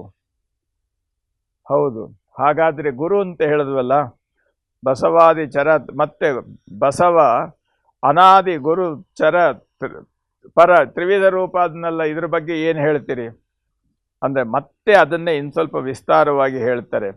ಆದಿಗುರು ಬಸವಣ್ಣ ನಮ್ಮ ಕಣ್ಣೆದುರಿಗೆ ಬಂದಾಗ ಆದಿಗುರು ಬಸವಣ್ಣ. ಹಾಗಾದರೆ ಅನಾದಿ ಬೇರೆ ಏನು? ಅನಾದಿಗುರು ಬಸವಣ್ಣ, ಆದಿಗುರು ಬಸವಣ್ಣ, ಅನಾದಿಗುರು ಬಸವಣ್ಣ. ಎಷ್ಟು ಸ್ವಾರಸ್ಯ ಇದೆ ನೋಡಿ ಇಲ್ಲಿ. ಆದಿಗುರು ಬಸವಣ್ಣ, ಅನಾದಿಗುರು ಬಸವಣ್ಣ, ಭೇದಕ್ಕೆ ಅಭೇದ್ಯನು ಬಸವಣ್ಣನು. ಇದನ್ನೇ ಉಪನಿಷತ್ನಲ್ಲಿ ಹೇಳ್ತಾರೆ, ಯಥೋ ವಾಚೋ ನಿವರ್ತಂತೆ. ಯಾವುದು ಮಾತು ಅದನ್ನು ಭೇದಿಸಲಾಗದೆ ಮೌನಕ್ಕೆ ಜಾರುತ್ತದೆ, ಎಲ್ಲಿ ಮನಸ್ಸು ತಿಳ್ಕೊಳ್ಳಲಾರದೆ ಅದು ಸಂಪೂರ್ಣವಾಗಿ ಅಮನವಾಗುತ್ತದೆ, ಅಲ್ಲಿಂದ ಮುಂದೆ ಅದಕ್ಕಿಂತ ಮೇಲಿರ್ತಕ್ಕಂಥ ನೆಲೆ ಆ ಪರಮಾತ್ಮನ, ಆ ಪರಬ್ರಹ್ಮ ಸ್ವರೂಪದ ವಾಸ್ತವ ಸತ್ಯ ಅಂತ ಅನ್ನೋದನ್ನು ಇಲ್ಲಿ ಹೇಳ್ತಾರೆ.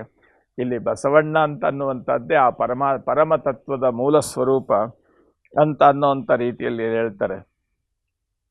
ಅಂಥ ಬಸವಣ್ಣನಿಗೆ ನಾನು ನಮಸ್ಕಾರ ಮಾಡಬೇಕು. ಯಾರಿಗೆ? ಆದಿಗುರು ಬಸವಣ್ಣ,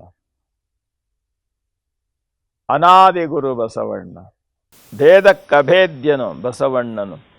ಇಂತಪ್ಪ ಬಸವಣ್ಣನ ನೋಡಿ, ಇಂತಪ್ಪ ಬಸವನ ಅನಂತ ಶ್ರೀಪಾದಕ್ಕೆ.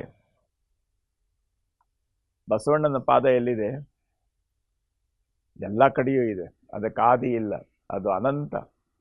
ಯಾಕೆ ಅಂತಂದರೆ ಬಸವಣ್ಣ ಆ ರೀತಿಯಾಗಿರ್ತಕ್ಕಂಥ ವಿಶ್ವದ ಸಕಲ ಸ್ವರೂಪವನ್ನು ತನ್ನೊಳಗಿಟ್ಕೊಂಡಿರ್ತಕ್ಕಂಥ ಅಂಥ ಅನಾದಿ ಅನಂತ ನೆಲೆಯಲ್ಲಿರ್ತಕ್ಕಂಥ ಬಸವಣ್ಣನ ನಾನು ನಮಸ್ಕಾರ ಮಾಡಬೇಕಾದ್ರೆ ಬಸವಣ್ಣನ ಪಾದ ಎಲ್ಲಿ? ಎತ್ತೆತ್ತ ನೋಡಿದಡತ್ತತ್ತ. ಬಸವಣ್ಣನವರ ವಚನದಲ್ಲೇ ಹೇಳೋದಾದರೆ, ಎತ್ತೆತ್ತ ನೋಡಿದಡತ್ತತ್ತ ನೀನೇ ದೇವ, ವಿಶ್ವತೋ ಚಕ್ಷು ನೀನೇ ದೇವ, ವಿಶ್ವತೋ ಮುಖ ನೀನೇ ದೇವ, ವಿಶ್ವತೋ ಬಾಹು ನೀನೇ ದೇವ, ವಿಶ್ವತಃ ಪಾದ ನೀನೇ ದೇವ, ಕೂಡಲ ಸಂಗಮ ದೇವ. ಇದು ಈ ವಚನವನ್ನು ಬಸವ ಅಂತ ಅನ್ನುವಂಥ ನೆಲೆಯಲ್ಲಿ ನಾವು ನೋಡಬೇಕಾದ್ರೆ ಬಸವಣ್ಣನವರನ್ನು ಕನ್ನಡಿಯಲ್ಲಿ ತೋರಿಸಿದಂಥ ಒಂದು ವಿಧಾನ ಅಷ್ಟೆ. ಅದರಲ್ಲಿ ಯಾವುದಕ್ಕೂ ಏನು ವ್ಯತ್ಯಾಸ ಇಲ್ಲ. ಅಂಥ ನೆಲೆಯಲ್ಲಿ ಇವರು ಹೇಳ್ತಾರೆ, ಅಂತಪ್ಪ ಬಸವನ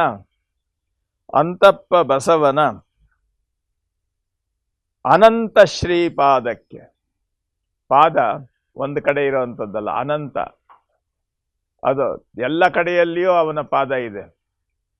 ಅದು ಇಲ್ಲದೆ ಇರತಕ್ಕಂಥ ನೆಲೆನೇ ಇಲ್ಲ. ಈ ಕಾರಣದಿಂದ ಅನಂತ ಶ್ರೀಪಾದಕ್ಕೆ ಇಂತು ವಂದಿಸಿ ಸುಖಿಯಪ್ಪೆ ಯೋಗಿನಾಥ. ಇಂತಪ್ಪ ಬಸವನ ಅನಂತ ಶ್ರೀಪಾದಕ್ಕೆ ಇಂತೊಂದಿಸಿ ಸುಖಿಯಪ್ಪೆ ಯೋಗಿನಾಥ. ನಾನು ನನ್ನ ನಮಸ್ಕಾರ ಯಾರಿಗೆ? ಯಾವುದೋ ಒಂದು ವಿಗ್ರಹ, ಒಂದು ವ್ಯವಸ್ಥೆ, ಒಂದು ಆಕಾರ ಅಂತಲ್ಲ. ಅದನ್ನು ಮೀರಿರ್ತಕ್ಕಂಥ ಒಂದು ಅದ್ಭುತವಾದಂಥ, ಆತ್ಯಂತಿಕವಾದಂಥ, ಶಬ್ದಾತೀತವಾದಂಥ, ಮೌನದಿಂದಲೇ ತಿಳಿಯಬೇಕಾದಂಥ ಆ ಒಂದು ವಿಶೇಷವಾಗಿರುವಂಥ ನೆಲೆಯ ತಿಳುವಳಿಕೆ ನನಗೇನು ಬಂದಿದೆ ಅನ್ನೋದಿದೆಯಲ್ಲ, ಅದು ಪೂರ್ತಿ ಅಲ್ಲ, ಅದು ಕಾಲ್ಭಾಗ ಮಾತ್ರ. ಪಾದ ಅಂತ ಹೇಳಿದ್ರೆ ನಾವು ನಮ್ಮ ಕಾಲು ಚರಣ ಅಂತ ಹೇಳುವಂಥದ್ದಲ್ಲ. ಪಾದ ಅಂತಂದರೆ ಒಂದು ಮೂಲ ವಸ್ತುವಿನ ಕಾಲ್ಭಾಗ ಅಂತ. ಆ ರೀತಿ ಇಟ್ಕೊಂಡಾಗ ಇಷ್ಟೆಲ್ಲ ವಿಶೇಷವಾಗಿ ನಾನು ಕಂಡುಂಡ ಬೆಡಗೇನಿದೆಯಲ್ಲ, ಈ ಬೆಡಗು ಅನಂತ ಅಂತ ಅನ್ನುವಂಥ ನೆಲೆಯಲ್ಲಿ ನಾನು ಕಂಡುಕೊಂಡದ್ದು ಸ್ವಲ್ಪ ಮಾತ್ರ. ಬಸವಣ್ಣನ ಪಾದವನ್ನು ಎಲ್ಲೋ ಕಣ ಮಾತ್ರದಷ್ಟು ತಿಳ್ಕೊಂಡಿದ್ದೇನೆ, ಅದನ್ನು ಪೂರ್ತಿ ತಿಳ್ಕೊಳ್ಳೋ ಯೋಗ್ಯತೆ ನನಗೆ ಇನ್ನೂ ಬಂದಿಲ್ಲ ಅಂತ ಅನ್ನುವಂಥ ಲೆಕ್ಕದಲ್ಲಿ ಅವ್ರು ಹೇಳ್ತಾರೆ. ಇಂತಪ್ಪ ಬಸವನ ಅನಂತ ಶ್ರೀಪಾದಕ್ಕೆ ಇಂತೊಂದಿಸಿ ಸುಖಿಯಪ್ಪೆ ಯೋಗಿನಾಥ. ನೋಡಿ ಎಷ್ಟು ಲೆಕ್ಕದಲ್ಲಿ ಅದನ್ನೇ, ಆ ಶಬ್ದವನ್ನು ಮತ್ತೆ ಮತ್ತೆ ಹೇಳ್ತಾರೆ. ಅದನ್ನು ಅರ್ಥ ಮಾಡ್ಕೊಳ್ಬೇಕಾದ್ರೆ ಅದು ಸುಲಭ ಅಲ್ಲ. ಆದಿಗುರು ಬಸವಣ್ಣ, ಅನಾದಿಗುರು ಬಸವಣ್ಣ, ಭೇದಕ್ಕಭೇದ್ಯನು ಬಸವಣ್ಣನು. ಆದಿಗುರು ಬಸವಣ್ಣ, ಅನಾದಿಗುರು ಬಸವಣ್ಣ, ಭೇದಕ್ಕಭೇದ್ಯನು ಬಸವಣ್ಣನು, ನಾದ ಬಿಂದು ಕಲಾತೀತ ಬಸವಯ್ಯನು, ಎನ್ನ ಆರಾಧ್ಯ ಗುರು ಬಸವ ಯೋಗಿನಾಥ. ನೋಡಿ ಬಸವಣ್ಣನವರ ಬಗ್ಗೆ ಅವರ ಸಮರ್ಪಣೆ ಎಷ್ಟು ಆಳವಾಗಿದೆ ಅನ್ನೋದನ್ನು ನೀವು ಸ್ವಲ್ಪ ಗಮನಿಸಿ. ಎಷ್ಟು ಸ್ವಾರಸ್ಯ ಇದೆ. ನಾದ ಬಿಂದು ಕಲಾತೀತ ಬಸವಯ್ಯ, ಎನ್ನಾರಾಧ್ಯ ಗುರು ಬಸವ ಯೋಗಿನಾಥ. ನೋಡಿ ಅಲ್ಲಿಂದ ಮೇಲಿಂದ ಹೇಳಿರುವಂಥ ವಿಧಾನಗಳನ್ನು ನೋಡಿ. ಬಸವನಿಂದ ಅಧಿಕ ಉಂಟೆ ಅಂತ ಹೇಳೋ ಲೆಕ್ಕಾಚಾರ ಬೇರೆ. ನನಗನುಗ್ರಹಿಸಪ್ಪ ಬಸವಣ್ಣ ಅಂತ ಹೇಳಿ ಬಸವಣ್ಣ ಶರಣಾಗು ಯೋಗಿನಾಥ ಅಂತ ಹೇಳಿದ್ದು ಬೇರೆ. ಆಮೇಲೆ ನಾನು ಅದಕ್ಕೆ ವಂದಿಸಿ ಸುಖಿಯಪ್ಪೆ ಅಂತ ಹೇಳಿದ್ದು ಬೇರೆ. ಆದರೆ ಅದಕ್ಕೆಲ್ಲ ಮಿಗಿಲಾಗಿ ಇನ್ನೂ ಒಂದು ಸಾರಿ ಹೇಳ್ತಾರೆ, ಆದಿಗುರು ಬಸವಣ್ಣ, ಅನಾದಿಗುರು ಬಸವಣ್ಣ, ನಾದ ಬಿಂದು ಕಲಾತೀತ ಬಸವಣ್ಣ, ಎನ್ನ ಆರಾಧ್ಯ ಗುರು ಬಸವ ಯೋಗಿನಾಥ. ಆ ನೆಲೆಯಲ್ಲಿ ತೆಗೆದುಕೊಂಡಾಗ ಆರಾಧ್ಯ ಗುರು ಬಸವ ಯೋಗಿನಾಥ ಅಂತ ಅನ್ನುವಂಥ ಲೆಕ್ಕದಲ್ಲಿ ಎಷ್ಟು ವಿಶೇಷವಾಗಿರುವಂಥ ಒಂದು ಆ ಸಮನ್ವಯತೆ ಮತ್ತು ಸಮರ್ಪಣಾ ಮನೋಭಾವ ಇದೆ ಅಂತ ಅನ್ನೋದನ್ನು ನಾವು ಗಮನಿಸಬೇಕು. ಹಾಗಾದರೆ ಇಲ್ಲಿ ಮುಂದೆ ಎಷ್ಟು ವಿಶೇಷವಾಗಿ ಹೇಳಿದ್ರು, ನಾದ ಬಿಂದು ಕಲಾತೀತ ಬಸವಯ್ಯನು, ಎನ್ನ ಆರಾಧ್ಯ ಗುರು ಬಸವ ಯೋಗಿನಾಥ. ಬಸವಣ್ಣ ನನ್ನ ಆರಾಧ್ಯ ಗುರು. ನಾನು ನಿತ್ಯ ಅವನನ್ನು ಅನುಸರಿಸೋದೇ, ನಾನು ನಿತ್ಯ ನೆನೆಯೋದೇ ಅಲ್ಲಿ. ನನ್ನ ಅರಿವು ಆತ, ಅದು ಬಿಟ್ಟು ಬೇರೆ ಏನೂ ಇಲ್ಲ. ಎನ್ನ ಆರಾಧ್ಯ ಗುರು ಬಸವ ಯೋಗಿನಾಥ. ನೋಡಿ ನಿರಾಕಾರ ಸ್ವರೂಪದಿಂದ ಹೇಗೆ ಹಂತ ಹಂತವಾಗಿ ಅದನ್ನು ಸಾಕಾರ ಸ್ವರೂಪಕ್ಕೆ ತಂದು ತಾನು ಕಂಡುಂಡ ಬೆಳಗಿನ ಬಸವಣ್ಣನ ಅಂತರಂಗದ ನೆಲೆ, ನಿಜದ ನೆಲೆಯನ್ನು ಯಾವ ರೀತಿಯಲ್ಲಿ ಸಹಜವಾದ ರೀತಿಯಲ್ಲಿ ನಮ್ಮ ಮುಂದೆ ತೆಗೆದಿಟ್ರು ಅನ್ನೋದಿದೆಯಲ್ಲ, ಇದು ಎಷ್ಟು ಅದ್ಭುತ ಅಲ್ವಾ? ಹಾಗಾದ್ರೆ ನೀವೇನು ಮಾಡ್ತೀರಿ ನೋಡಿ. ಅವರ ಜಪ ಹೇಗಿತ್ತು ನೋಡ್ರಿ, ಎಷ್ಟು ಸ್ವಾರಸ್ಯ ಇದೆ.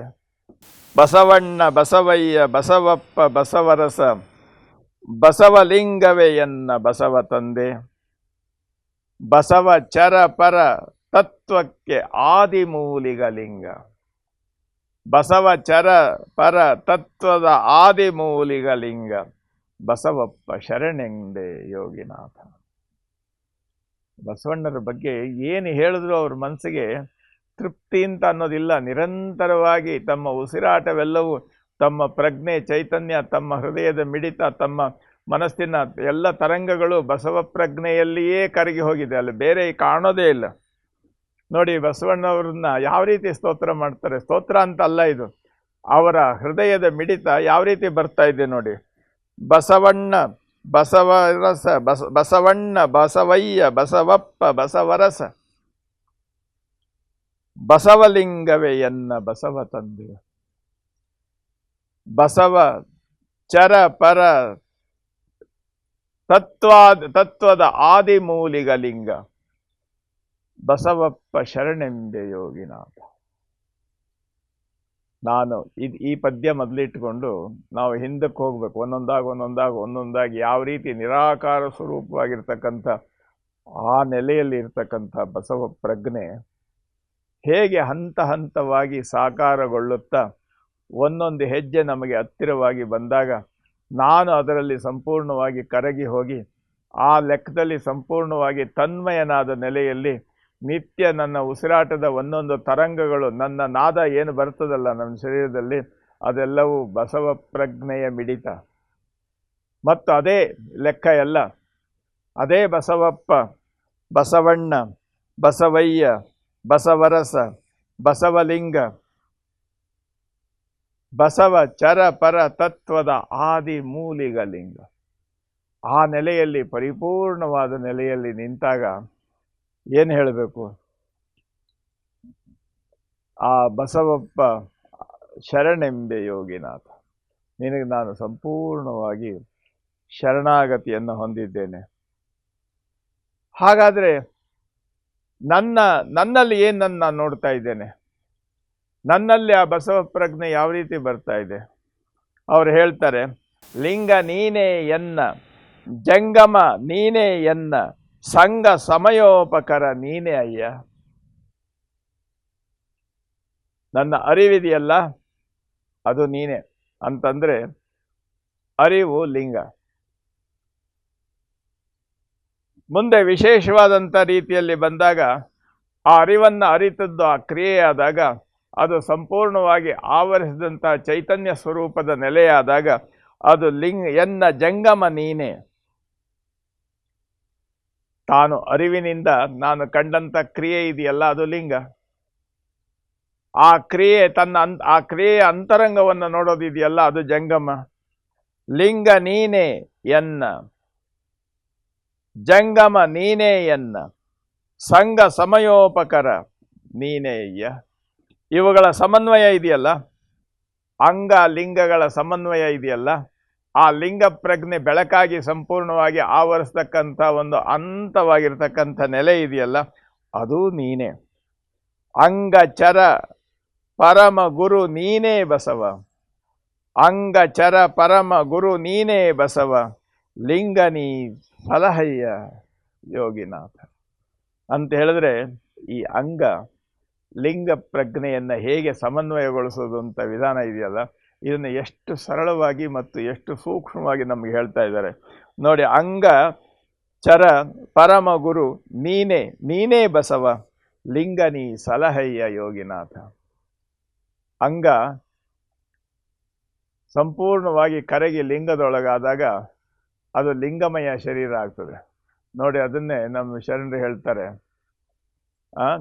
ಸರ್ವಾಂಗ ಮಂಗಲಾರತಿ ಎತ್ತಿರೆ ಸರ್ವಾಂಗ ಲಿಂಗಮಯ ಶಿವಯೋಗಿಗೆ ಅಂತ. ಸರ್ವಾಂಗ ಲಿಂಗಮಯ, ಎಲ್ಲ ಅಂಗವೂ ಸಹ ಲಿಂಗ ಪ್ರಜ್ಞೆಯಿಂದ ಜಾಗೃತವಾಗಿ ಅಂಗ ಅಳಿದು ಲಿಂಗವೇ ತಾನಾಗಿರ್ತಕ್ಕಂಥ ನೆಲೆ ಇದೆಯಲ್ಲ, ಅದು ಸರ್ವಾಂಗ ಲಿಂಗದ ಸ್ಥಿತಿಯಲ್ಲಿ ಹೇಳ್ತಾರೆ. ಅಂಗ ಚರ ಪರಮಗುರು ನೀನೇ ನೀನೇ ಬಸವ, ಲಿಂಗನೀ ಸಲಹಯ್ಯ ಯೋಗಿನಾಥ. ಎಷ್ಟು ವಿಶೇಷವಾಗಿರುವಂಥ ನೆಲೆ ಅದನ್ನು ನೋಡಿ. ಹಾಗಾದರೆ ಈ ವ್ಯವಸ್ಥೆಯನ್ನು ನಾನು ಹೊಂದಿದಾಗ ನನ್ನ ಮೂಲ ಸ್ವರೂಪ ನಾನು ಏನು ಪರಿವರ್ತನೆ ಆದೆ? ಹೌದಲ್ವಾ? ಏನು ಪರಿವರ್ತನೆ ಆದೆ ಅಂತ ಇಂಟರ್ನಲ್ ಆಡಿಟಿಂಗ್ ಮಾಡ್ಕೊಳ್ತಾರೆ.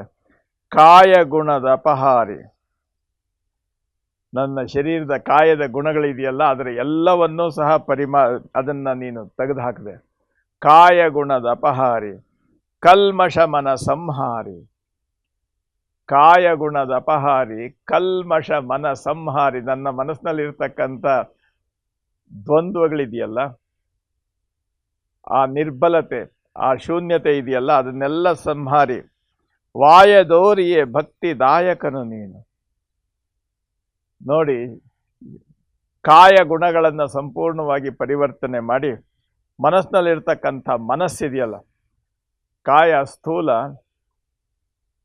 ಮನಸ್ಸು ಸೂಕ್ಷ್ಮ, ಅವೆರಡು ಪರಿಪೂರ್ಣವಾದಾಗ, ಸ್ಥೂಲ ಸೂಕ್ಷ್ಮಗಳೆರಡು ಶುದ್ಧವಾದಾಗ ಕಾರಣ ಅದು ಪರಿಪೂರ್ಣವಾಗಿರ್ತಕ್ಕಂಥ ಪ್ರಕಾಶಮಯ ಸ್ವರೂಪವನ್ನು ಹೊಂದುತ್ತದೆ. ನೋಡಿ, ಕಾಯ ಗುಣದ ಅಪಹಾರಿ, ಕಲ್ಮಷ ಮನ ಸಂಹಾರಿ, ವಾಯದೋರಿ. ಆ ದಾರಿಯನ್ನು ಸರಿಯಾಗಿ ಮಾಡಿರೋದ್ರಿಂದಲೇ ಭಕ್ತಿದಾಯಕನು ನೀನು. ಆ ಕಾಯ ಮತ್ತು ಮನಸ್ಸಿನ ಗುಣಗಳನ್ನು ಪರಿವರ್ತನೆ ಮಾಡಿ ಅದರಲ್ಲಿ ಭಕ್ತಿ ಚೈತನ್ಯವನ್ನು ತುಂಬಿದವನು ನೀನು. ಕಾಯ ಗುಣಗಳ ಕಳೆದು ರಾಯ ಶಿವ ಪದವಿಯು ದೇವ ಶ್ರೀ ಗುರು ಬಸವ ಯೋಗಿನಾಥ.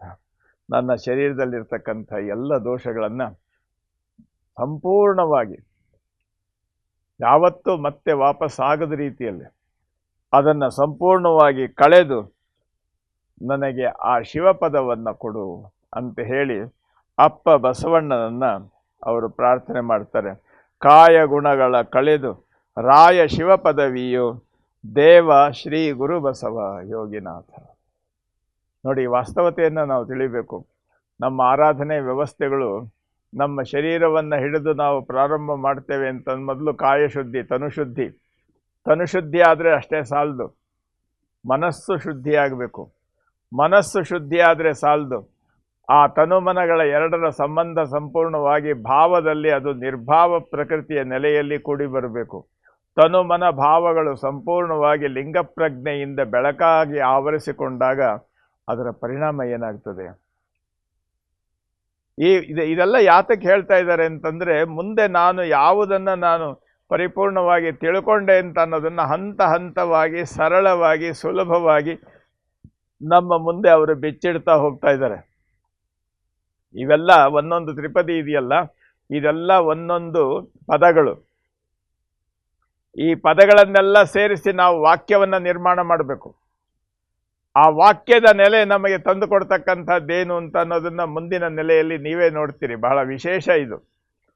ನೋಡಿ, ಎಷ್ಟು ಸ್ವಾರಸ್ಯವಾಗಿ ಹೇಳುವಂಥ ಮಾತು. ಕಾಯ ಗುಣಗಳ ಕಳೆದು ರಾಯ ಶಿವ ಪದವಿಯು ದೇವ ಶ್ರೀ ಗುರುಬಸವ ಯೋಗಿನಾಥ. ನಾನು ನಿಮ್ಮ ಬಳಿ ಬಂದೆ, ಎಲ್ಲ ಶರಣರ ಮಧ್ಯದಲ್ಲಿ ಅವರ ಅನುಗ್ರಹದಿಂದ ನಿಮ್ಮನ್ನು ಹೊಂದಿದೆ. ನೋಡಿ, ಸ್ವಾರಸ್ಯ ಏನು? ಇಂದು ಶಿವಶರಣರ ಹೊಂದಿ ಹಾರೈಸಿದೆ ತಂದೆ ನಿಮ್ಮಯ ಕರುಣ ಪ್ರಸಾದವ, ಇಂದು ನಿಮ್ಮಯ ಕರುಣದಿಂದಿತ್ತು ಸಲಹಯ್ಯ ತಂದೆ ನೀ ಬಸವಯ್ಯ ಯೋಗಿನಾಥ. ನಾನು ಕಲ್ಯಾಣದಲ್ಲಿ ಬಂದು ಎಲ್ಲ ಶಿವಶರಣರ ಹೊಂದಿ ಈ ನೆಲೆಯಲ್ಲಿ ಪರಿಪೂರ್ಣವಾಗಿ ನಾನು ಏನು ಹೇಳಿಕೊಂಡು ಬಂದೆ ಇದೆಲ್ಲದರ ಸಾಕಾರ ಸ್ವರೂಪವಾಗಿರ್ತಕ್ಕಂಥ ಶಿವಶರಣರನ್ನು ಹೊಂದಿ ನಾನು ಹಾರೈಸಿದೆ. ಇಂದು ಶಿವಶರಣರ ಹೊಂದಿ ಹಾರೈಸಿದೆ ಅಂತ ಹೇಳಿದ್ರೆ, ನಾನು ಅವರ ಜೊತೆಯಲ್ಲಿದ್ದು ನಾನು ನನ್ನ ಸಂಕಲ್ಪಗಳನ್ನು ಸಂಪೂರ್ಣವಾಗಿ ಅನುಭವಿಸಿದೆ. ಹಾರೈಸು ಅಂತಂದರೆ ನನ್ನ ಮನಸ್ಸು ಸಂಪೂರ್ಣವಾಗಿ ಅದನ್ನು ಒಪ್ಪಿಕೊಳ್ಳುವಂಥದ್ದು, ಆ ನೆಲೆಯಲ್ಲಿರ್ತಕ್ಕಂಥದ್ದು. ಇಂದು ಶಿವಶರಣರ ಹೊಂದಿ ಹಾರೈಸಿದೆ ತಂದೆ ನಿಮ್ಮಯ ಕರುಣ ಪ್ರಸಾದವ, ತಂದೆ ನಿಮ್ಮಯ ಕರುಣ ಪ್ರಸಾದವ ಇಂದು ನಿಮ್ಮಯ ಆ ಕರುಣ ಪ್ರಸಾದವನ್ನು ಇಂದು ನಿಮ್ಮಯ ಕರುಣದಿಂದಿತ್ತು ಸಲಹಯ್ಯ ತಂದೆ ನೀ ಬಸವಯ್ಯ ಯೋಗಿನಾಥ.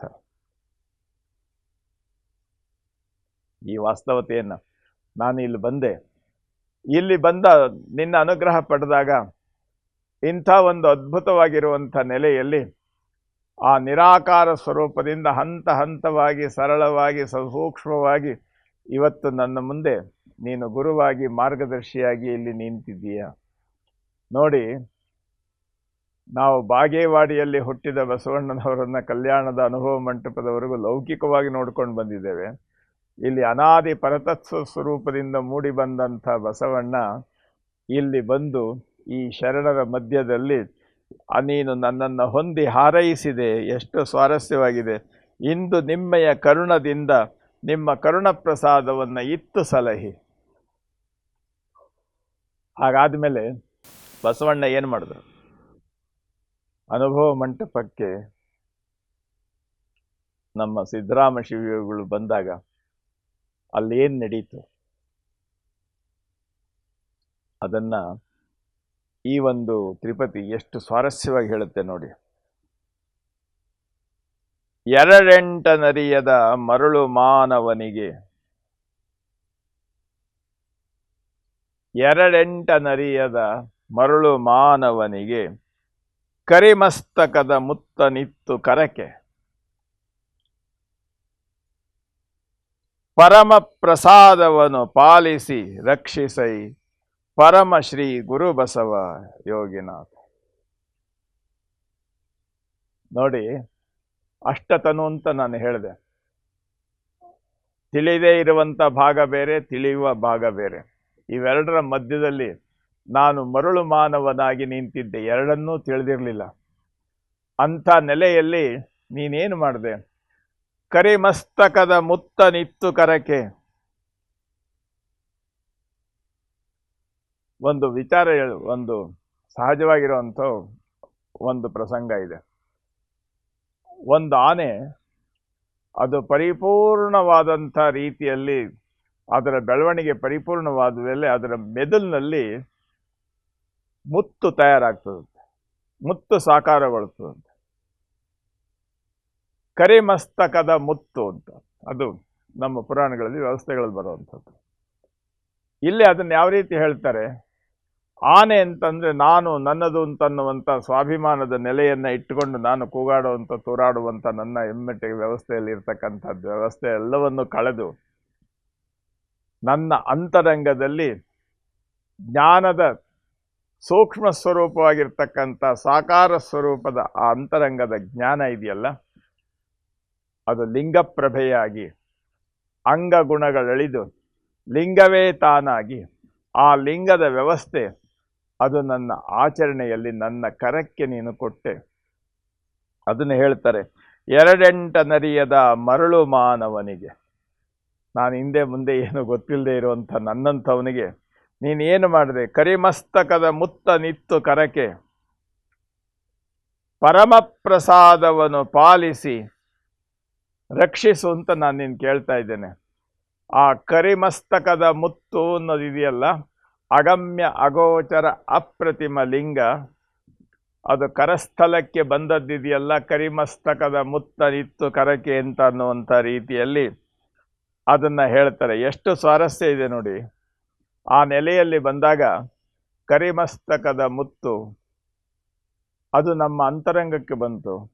ಅಂತರಂಗದ ನೆಲೆಯಲ್ಲಿ ಯಾವ ರೀತಿ ನಾವು ಅದನ್ನು ಅರ್ಥ ಮಾಡ್ಕೊಳ್ತಾ ಹೋಗಬೇಕು, ಅದನ್ನು ಸೂಕ್ಷ್ಮವಾದ ರೀತಿಯಲ್ಲಿ ನಾವು ಗಮನಿಸಿದ್ರೆ ಆ ಸಾಮಾನ್ಯವಾದ ನೆಲೆಯಿಂದ ಅಂತರಂಗದ ವಿಕಾಸ ನೋಡಿ.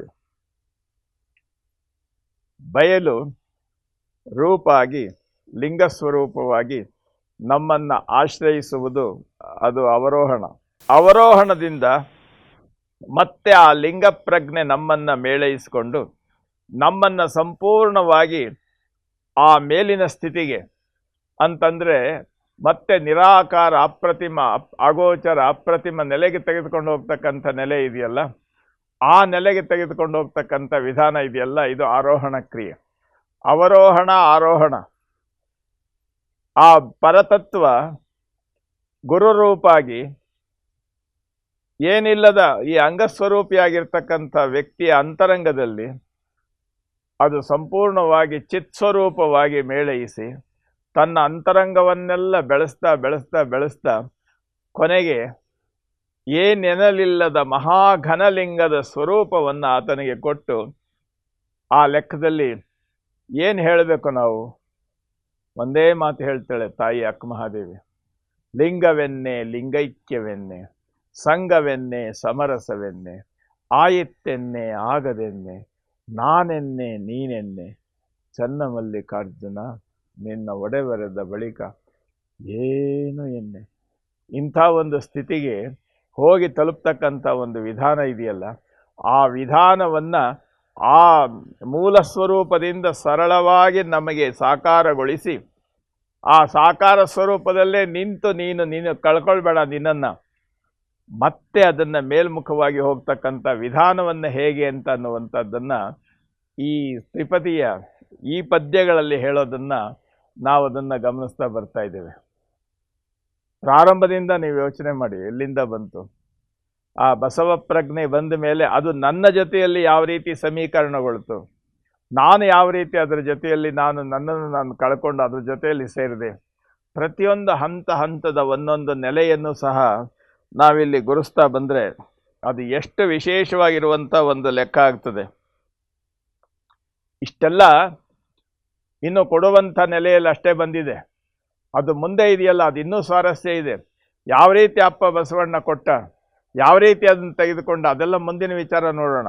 ಆದರೆ ಇದುವರೆಗೂ ಬಂದಂಥ ಒಂದು ವ್ಯವಸ್ಥೆ ಇದೆಯಲ್ಲ, ಅದನ್ನು ನಾವು ಇಲ್ಲಿ ತಿಳ್ಕೊಳ್ಬೇಕು. ಜಗದಾದಿ ತತ್ವಕ್ಕತೀತನಾಗಿರ್ತಕ್ಕಂಥ ಬಸವಣ್ಣ, ನಿತ್ಯಾಂಗ ಸ್ವರೂಪನಾಗಿರ್ತಕ್ಕಂಥ ಬಸವಣ್ಣ, ಅನಾದಿ ಗುರುವಾಗಿ ಬಂದ ಬಸವಣ್ಣ, ಆದಿಗುರುವಾಗಿ ನಮ್ಮೆದುರಿನಲ್ಲಿ ನಿಂತು ನೋಡಿ. ಅವು ಮೊದಲು ಮೂರಿದೆಯಲ್ಲ, ಅವು ಸಂಪೂರ್ಣವಾಗಿ ನಿರಾಕಾರ ಸ್ವರೂಪದ ವಿಶ್ವ ಚೈತನ್ಯಾತ್ಮಕವಾದಂಥ ನೆಲೆ. ಆದರೆ ಅದು ಮತ್ತೆ ಯಾತಕ್ಕೆ ನಮಗೆ ಅನುಗ್ರಹ ಮಾಡಲಿಕ್ಕೋಸ್ಕರ ಮತ್ತೆ ಅದೇನಾದ ಆದಿಗುರುವಾದ, ಅನಾದಿಯಾಗಿದ್ದವನು ಆದಿಯಾದ, ಅಲ್ಲಿಂದ ಸಂಪೂರ್ಣವಾದಂಥ ರೀತಿಯಲ್ಲಿ ನನ್ನ ಅಂತರಂಗದ ನೆಲೆಗೆ ಯಾವ ರೀತಿ ಅದನ್ನು ಕೊಡಬೇಕು ಅಂತ ಅನ್ನುವಂಥ ವ್ಯವಸ್ಥೆಯಲ್ಲಿ ನಾದ ಬಿಂದು ಕಲಾತೀತವಾಗಿರ್ತಕ್ಕಂಥ ಬಸವಣ್ಣನ ಆರಾಧ್ಯ ಗುರುವಾಗಿ ನಾನು ಸ್ವೀಕಾರ ಮಾಡಿದೆ.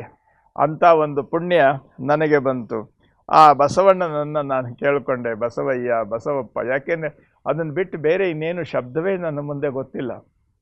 ಯಾಕೆ ಅಂತಂದರೆ ಬಸವಣ್ಣನಲ್ಲಿ ನಾನು ಸಂಪೂರ್ಣವಾಗಿ ತನ್ಮಯನಾಗಿದ್ದೇನೆ. ತನ್ಮಯನಾಗಿದ್ದೇನೆ ಅಂತಂದ್ರೇನು? ಅದರಲ್ಲಿ ತನ್ಮಯನಾಗಿದ್ದೇನೆ ಎಂದು ಏನರ್ಥ? ಅದರಲ್ಲಿ ನಾನು ಸಂಪೂರ್ಣವಾಗಿ ನನ್ನನ್ನು ಕಳೆದು ಅದರಲ್ಲಿ ಸೇರಿಕೊಂಡಿದ್ದೇನೆ. ನೋಡಿ, ನಮ್ಮ ಶರಣರು ಒಂದು ಮಾತು ಹೇಳ್ತಾರೆ, ಎರಡಳಿದು ಕೂಡುವುದು ಅಂತಂದರೆ ಪೂಜ್ಯತೆ ಇರ್ತಕ್ಕಂಥ ಪೂಜಿಸುವ ವಸ್ತು ಅದು ತನ್ನ ಸುಪ್ರಿಮೆಸಿಯನ್ನು, ಮೇಲರಿಮೆಯನ್ನು ಬಿಟ್ಟು ಅದನ್ನು ಅನುಸರಿಸಲಿಕ್ಕೆ ಶರಣಾದಂಥ ಭಕ್ತ ತನ್ನ ಕೀಳರಿಮೆಯನ್ನು ಬಿಟ್ಟು ಎರಡು ಸಮನ್ವಯದಲ್ಲಿ ಸೇರೋದಿದೆಯಲ್ಲ, ಇದು ಬಹಳ ಮುಖ್ಯ. ನಾವು ಷಡ್ವಿಧ ಭಕ್ತಿ ಇತ್ಯಾದಿಗಳನ್ನು ಪುರಾಣಗಳಲ್ಲಿ ವೇದಗಳಲ್ಲಿ ನೋಡ್ತೇವೆ. ಆದರೆ ಶರಣರು ಅದನ್ನು ಮೀರಿದಂಥ ಭಕ್ತಿಯ ಸ್ವರೂಪವನ್ನು ನಮಗೆ ಕೊಟ್ಟರು. ಅದು ಸಮರಸ ಭಕ್ತಿ. ಸಮರಸ ಭಕ್ತ ಅಂದರೆ ಎರಡಳಿದು ಕೂಡುವ ಭಕ್ತಿ. ತನ್ನ ಇರಿಮೆಯನ್ನು, ತನ್ನ ಕೀರಿಮೆಯನ್ನು ಎರಡನ್ನು ಪಕ್ಕಕ್ಕಿಟ್ಟು ಸಹಜ ಸಮನ್ವಯತೆಯಲ್ಲಿ ಬೆರೆಯುವಂಥ ನೆಲೆ. ಆ ನೆಲೆಗೆ ನಿರಾಕಾರ ಸ್ವರೂಪನಾಗಿರ್ತಕ್ಕಂಥ, ಚೈತನ್ಯ ಸ್ವರೂಪವಾಗಿರ್ತಕ್ಕಂಥ ಬಸವ ತತ್ವ ಅದು ಸಾಕಾರಗೊಂಡು ನಮ್ಮ ಬಳಿ ಬಂದು ನಮ್ಮ ನೆಲೆಯಲ್ಲಿ ಈ ರೀತಿ ತೋರಿಸ್ತಾ ಇದೆಯಲ್ಲ, ಇದೆಂಥ ಅದ್ಭುತ ಅಲ್ವಾ?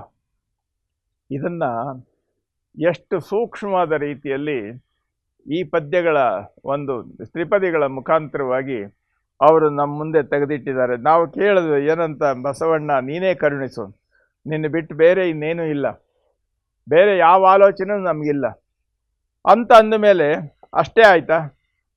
ನಾನೇನು ಕರುಣಿಸು ಅಂತ ನೀನು ಕೇಳೋದಲ್ಲ, ನೀನೇ ಎಲ್ಲ, ನಾನಿಲ್ಲ. ಲಿಂಗ ನೀನು, ನನ್ನ ಜಂಗಮ ನೀನು. ಇವೆರಡರ ಸಮನ್ವಯದ ನೆಲೆ ಇದೆಯಲ್ಲ, ಸಂಘ ಸಮಯೋಪಕರ, ಅದು ನೀನೇ. ಆದ್ರಿಂದ ಎನ್ನ ಅಂಗ ಚರ ಪರಮ ಗುರು ಯಾವೆಲ್ಲ ನೀನೆ.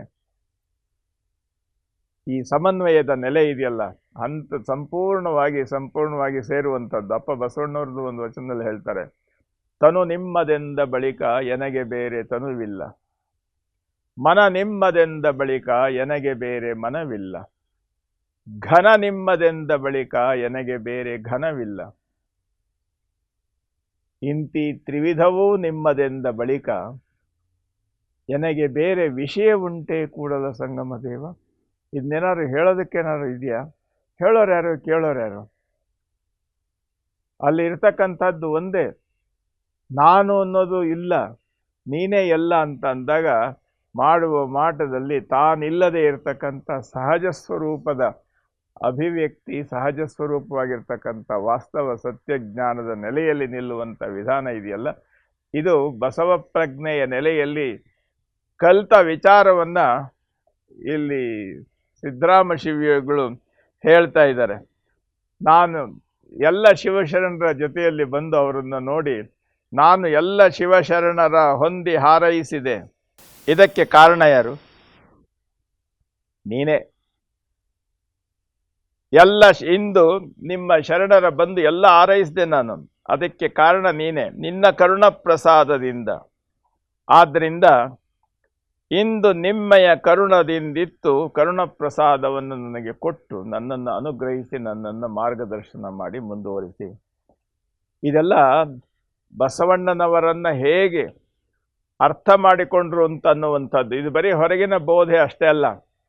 ಅವರು ಹೇಳಿದ್ರು, ಎರಡೆಂಟ ನರಿಯದ ಮರಳು ಮಾನವನಿಗೆ ಕರಿಮಸ್ತಕದ ಮುತ್ತ ನಿತ್ತು ಕರಕೆ. ನೋಡಿ, ಕೈಯಲ್ಲಿ ಇಷ್ಟಲಿಂಗ ಅಂತ ಅನ್ನುವಂಥದ್ದು, ಅದನ್ನು ಅಪ್ಪ ಬಸವಣ್ಣವ್ರು ಹೇಳಿದ್ರು, ಅಗಮ್ಯ ಅಗೋಚರ ಅಪ್ರತಿಮ ಲಿಂಗ ಎನ್ನ ಕರಸ್ಥಲಕ್ಕೆ ಬಂದು ಚುಳುಕಾದಿರಯ್ಯ. ನಾವೇನು ಅರ್ಥ ಮಾಡ್ಕೊಂಡ್ವಿ? ಕರಸ್ಥಲ ಅಂದರೆ ಕೈ ಅಲ್ಲ, ಕರಸ್ಥಲ ಅಂದರೆ ಕ್ರಿಯೆಯ ಆಧಾರ, ಕರಸ್ಥಲ ಅಂದರೆ ಕ್ರಿಯಾಸ್ಥಲ. ನಾವು ಏನು ಕರ್ತವ್ಯ ಮಾಡ್ತೇವೆ ಅದನ್ನೆಲ್ಲ ಆ ಕ್ರಿಯೆಗೆ ಒಂದು ಸಾಕ್ಷಿಯಾಗಿ ನಿಲ್ಲುವಂಥದ್ದು ಕೈ. ನಾವು ಏನೇ ಕೆಲಸ ಮಾಡಬೇಕಾದ್ರೂ ಕೈಯಿಂದ ಮಾಡೋದ್ರಿಂದ ನಮ್ಮ ಕ್ರಿಯೆಯ ಸಾಕಾರ ಸ್ವರೂಪ ಕೈ ಅಂತ. ಆ ದೃಷ್ಟಿಯಿಂದ ಕರಸ್ಥಲ ಅಂತ ಹೇಳಿದ್ರು. ಕರಸ್ಥಲದ ಲಿಂಗ ಅಂತ ಹೇಳಿದ್ರೆ ಕೈನಲ್ಲಿ ಲಿಂಗ ಇಟ್ಕೊಂಡು ಪೂಜೆ ಮಾಡೋದು ಅಂತ ಅಲ್ಲ ಶರಣರು ಹೇಳಿದ್ದು. ನೀನು ಏನೇನು ಮಾಡ್ತೀಯ ಕೈಯಿಂದ, ನೀನು ಕ್ರಿಯೆ ಏನೇನು ಮಾಡ್ತೀಯ, ಪ್ರತಿಯೊಂದು ಕ್ರಿಯೆಯ ಆದಿಯಲ್ಲಿ ಲಿಂಗ ಪ್ರಜ್ಞೆ ಜಾಗೃತವಾಗಿರಬೇಕು. ಇದು ಬಹಳ ಮುಖ್ಯ. ಕರಸ್ಥಲ ಅಂದರೆ ಕ್ರಿಯಾಸ್ಥಲ. ಅದು ಯಾತಕ್ಕೆ? ಅದು ಇಡೀ ನಿನ್ನ ಅಂಗವನ್ನು ವ್ಯಾಪಿಸಿರುವಂಥ ನೆಲೆಯಲ್ಲಿ ಸಾಕಾರ ಸ್ವರೂಪವಾಗಿ ಅದರ ಸಂಚಾರ ಇರಬೇಕು, ಲಿಂಗ ಪ್ರಜ್ಞೆಯ ಜಾಗೃತಾವಸ್ಥೆ ಇರಬೇಕು. ನೀನು ಏನು ಕ್ರಿಯೆ ಮಾಡ್ತೀಯ, ಕ್ರಿಯೆಯ ಆದಿಯಲ್ಲಿ ಲಿಂಗ ಇರಬೇಕು.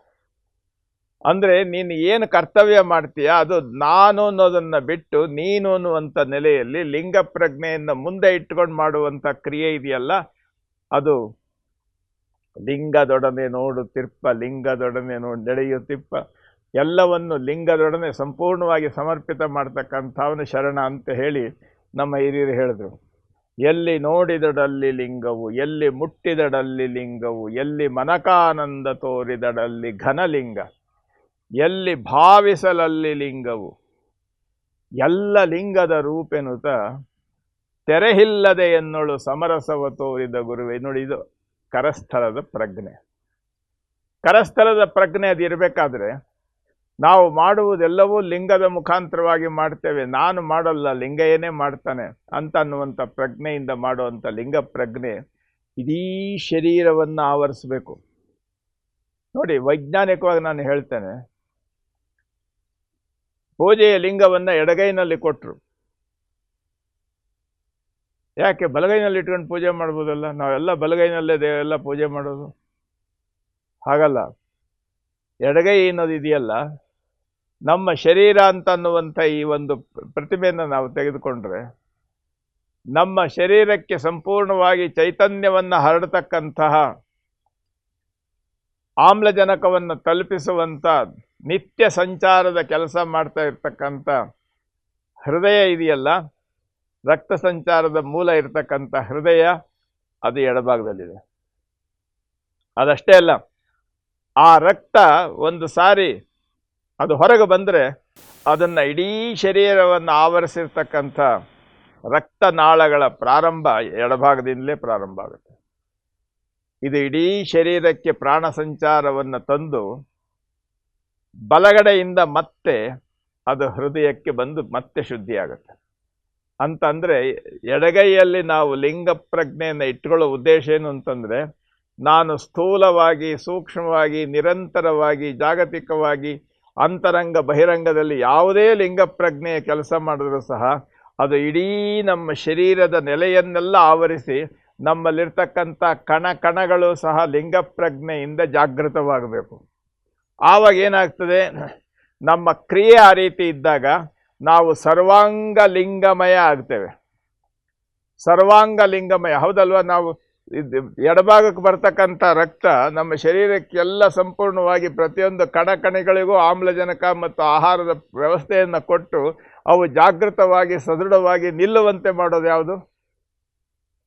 ಆ ಲೆಕ್ಕದಲ್ಲಿ ಎಡಗೈಯಲ್ಲಿ ಇಟ್ಟುಕೊಂಡು ಮಾಡ್ತಕ್ಕಂಥ ಲಿಂಗ ಪ್ರಜ್ಞೆಯ ಪೂಜೆ ಇದೆಯಲ್ಲ, ಆ ಲಿಂಗ ಪ್ರಭೆ, ಲಿಂಗ ಕಿರಣಗಳು ಸಂಪೂರ್ಣವಾಗಿ ಇಡೀ ಶರೀರದಲ್ಲಿರ್ತಕ್ಕಂಥ ಪ್ರತಿಯೊಂದು ಕಣಗಳನ್ನು ಜಾಗೃತಗೊಳಿಸಿ ಸ್ಥೂಲವಾಗಿ ಕಣ್ಮರೆಯಾಗಿರ್ತಕ್ಕಂಥ ಈ ಪ್ರತಿಯೊಂದು ಕಣಗಳನ್ನು ಉದ್ದೀಪನಗೊಳಿಸಿ ಇಡೀ ಶರೀರ ಲಿಂಗ ಪ್ರಜ್ಞೆಯಿಂದ ಜಾಗೃತವಾಗಿ ಲಿಂಗಮಯ ಶರೀರವಾಗುವಂಥ ವ್ಯವಸ್ಥೆಗೆ ತಂದುಕೊಡುವ ವಿಧಾನ. ಇದು ವೈಜ್ಞಾನಿಕವಾಗಿಯೂ ಆನುಭಾವಿಕವಾಗಿಯೂ ಸಹಜವಾಗಿ ಮೇಳೈಸ್ತಕ್ಕಂಥ ಒಂದು ವಿಚಾರ ಅದು.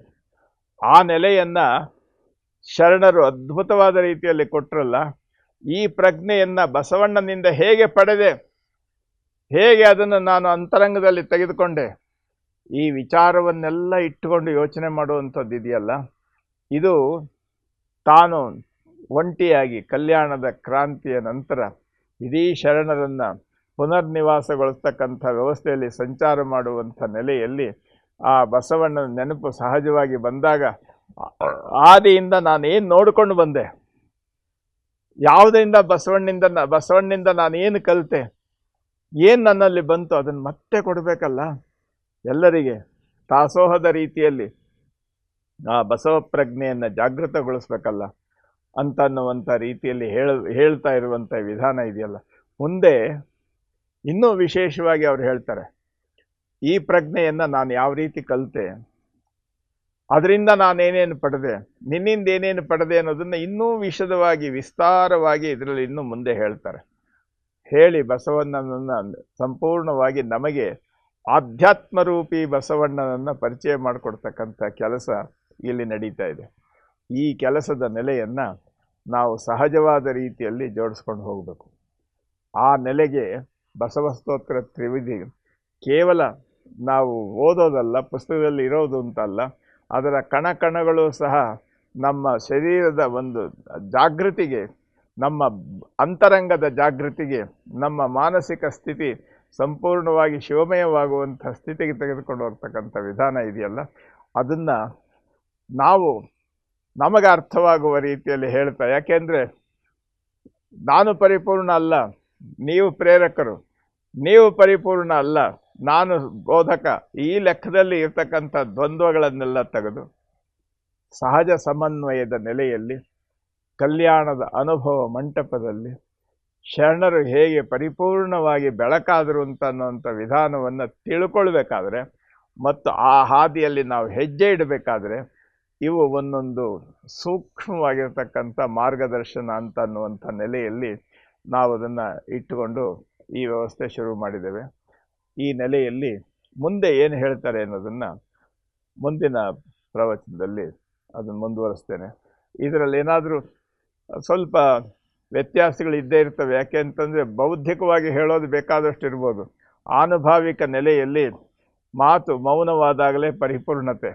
ಅದನ್ನು ಹೇಳ್ತಾಳೆ ತಾಯಿ ಮುಕ್ತಾಯಕ್ಕ, ಅದು ನಾವು ಬಾಯಿನಲ್ಲಿ ಹೇಳೋದಲ್ಲ, ನಾನು ಮುಗ್ಧನಾಗಬೇಕು, ಮೌನವಾಗಬೇಕು ಅಂದರೆ ಅಂತರ್ಮುಖಿಯಾಗಿ ಈ ಒಂದೊಂದು ಕಣಗಳನ್ನು ಒಂದೊಂದು ವಿಚಾರಗಳನ್ನು ಸಹ ನಾವು ಅದನ್ನು ನಮ್ಮೊಳಗೆ ಕರಗಿಸ್ಕೊಂಡು ನಾವೇ ಎಲ್ಲವಾಗಬೇಕು ಅನ್ನೋಂಥ ನೆಲೆ ಇದೆಯಲ್ಲ, ಆ ನೆಲೆಗೆ ಪ್ರೇರಣೆ ಕೊಡ್ತಕ್ಕಂಥ ಈ ಒಂದು ಪ್ರವಚನ ಮಾಲಿಕೆಯ 2ನೇ ದಿವಸ ಈ ದಿವಸ ಒಂದು ನೆಲೆಯಾಗಿದೆ.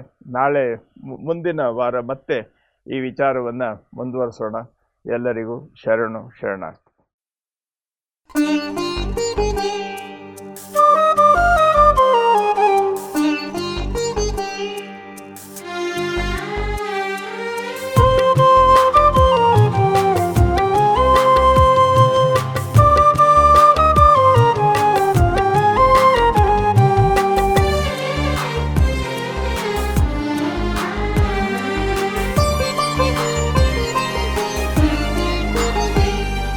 ಬಸವನೇ ಜಗದಾದಿ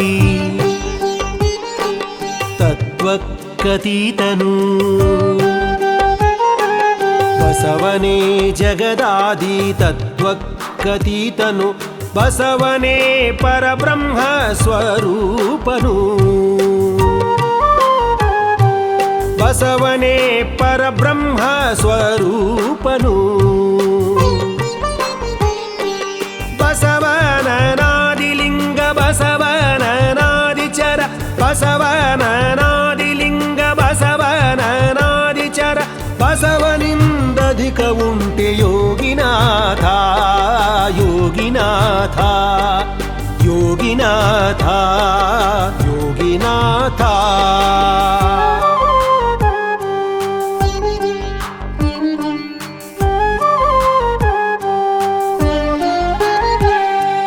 ಬಸವನೇ ಸತ್ಯಾಂಗ ಬಸವನೇ ನಿತ್ಯಾಂಗ, ಬಸವನೇ ಸತ್ಯಾಂಗ ಬಸವನೇ ನಿತ್ಯಾಂಗ, ಬಸವನೇ ಪರಮ ಚಿತ್ಸ್ವರೂಪನು, ಬಸವನೇ ಪರಮ ಚಿತ್ಸ್ವರೂಪನು, ಬಸವನನಾದಿಲಿಂಗ ಬಸವನನಾದಿಚರ, ಬಸವನನಾದಿಲಿಂಗ ಬಸವನನಾದಿಚರ, ಬಸವನಿಂದಧಿಕ ಉಂಟೆ ಯೋಗಿನಾಥ ಯೋಗಿನಾಥ ಯೋಗಿನಾಥ ಯೋಗಿನಾಥ.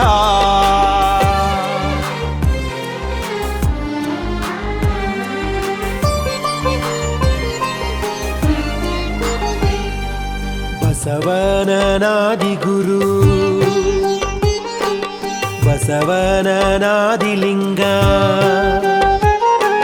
ಬಸವನನಾದಿಗುರು ಬಸವನನಾದಿಲಿಂಗ, ಬಸವನನಾದಿಚರ ಪರಮತತ್ವವು, ಬಸವನನಾದಿಚರ ಪರಮತತ್ವವು, ಬಸವನನಾದಿಗುರು ಚರ ತ್ರಿವಿಧ ರೂಪಾದ, ಬಸವನನಾದಿಗುರು ಚರ ತ್ರಿವಿಧ ರೂಪಾದ, ಬಸವಂಗೆ ಶರಣಾದೆ ಯೋಗಿನಾಥ ಯೋಗಿನಾಥ ಯೋಗಿನಾಥ ಯೋಗಿನಾಥ.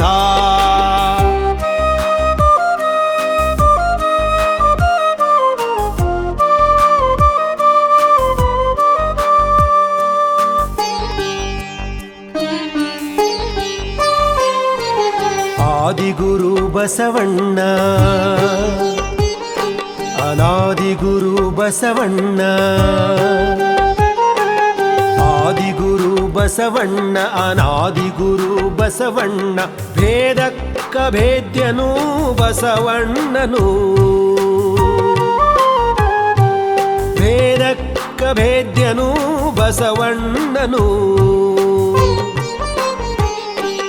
ಇಂತಪ್ಪ ಬಸವನ ಅನಂತ ಶ್ರೀಪಾದಕ್ಕೆ, ಇಂತಪ್ಪ ಬಸವನ ಅನಂತ ಶ್ರೀಪಾದಕ್ಕೆ, ಇಂತರಗಿ ಸುಖಿಯಪ್ಪೆ ಯೋಗಿನಾಥ ಯೋಗಿನಾಥ ಯೋಗಿನಾಥ ಯೋಗಿನಾಥ.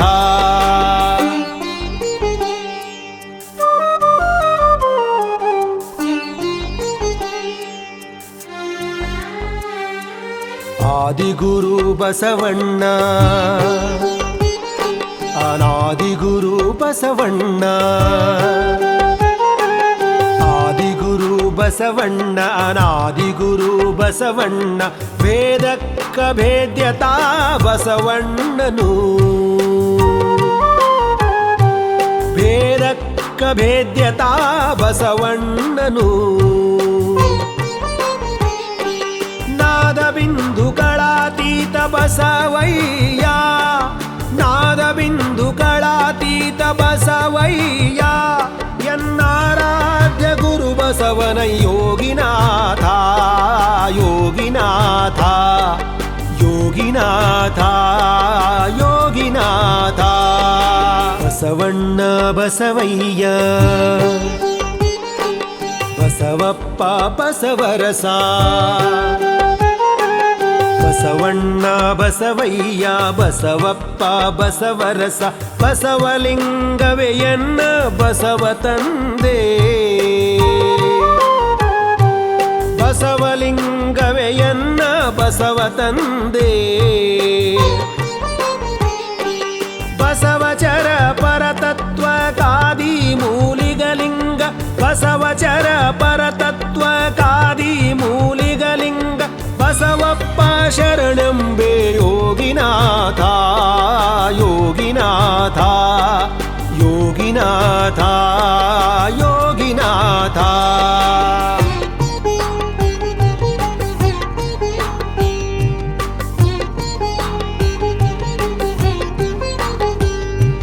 ಲಿಂಗ ನೀನೆಯನ್ನ ಜಂಗಮವು ನೀನೆಯನ್ನ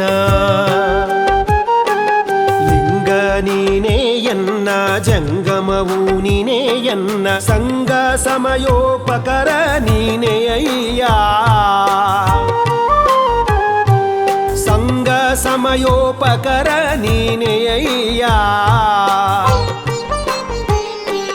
ಲಿಂಗಚರ ಪರಮಗುರು ನೀನೆ ನೀನೆ ಬಸವಯ್ಯ ಲಿಂಗಚರ ಪರಮಗುರು ನೀನೆ ನೀನೆ ಬಸವಯ್ಯ ಲಿಂಗ ನೀ ಸಲಹಯ್ಯ ಯೋಗಿನಾಥ ಯೋಗಿನಾಥ ಯೋಗಿನಾಥ ಯೋಗಿನಾಥ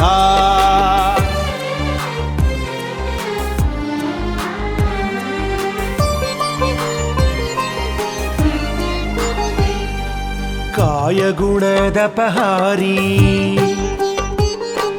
ಕಲ್ಮಷಮನ ಸಂಹಾರಿ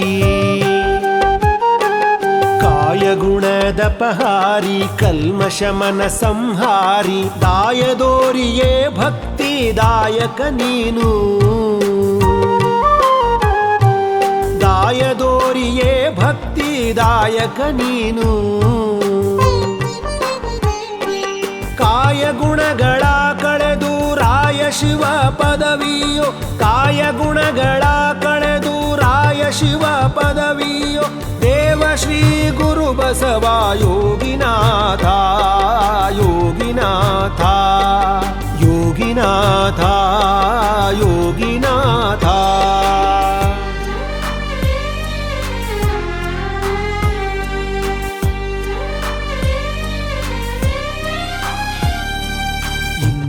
ಶಿವಶರಣರ ವಂದಿ ಹಾರೈಸಿದೆ ಇಂದು ಶಿವಶರಣರ ವಂದಿ ಹಾರೈಸಿದೆ ತಂದೆ ನಿಮ್ಮಯ ಕರುಣ ಪ್ರಸಾದವಾ ತಂದೆ ನಿಮ್ಮಯ ಕರುಣ ಪ್ರಸಾದವಾ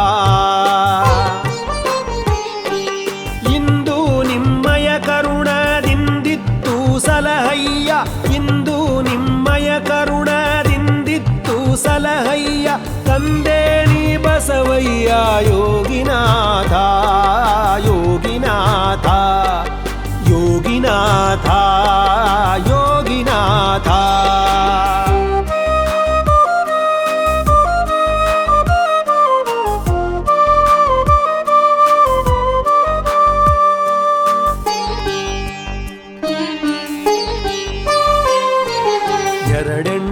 ನರಿಯದ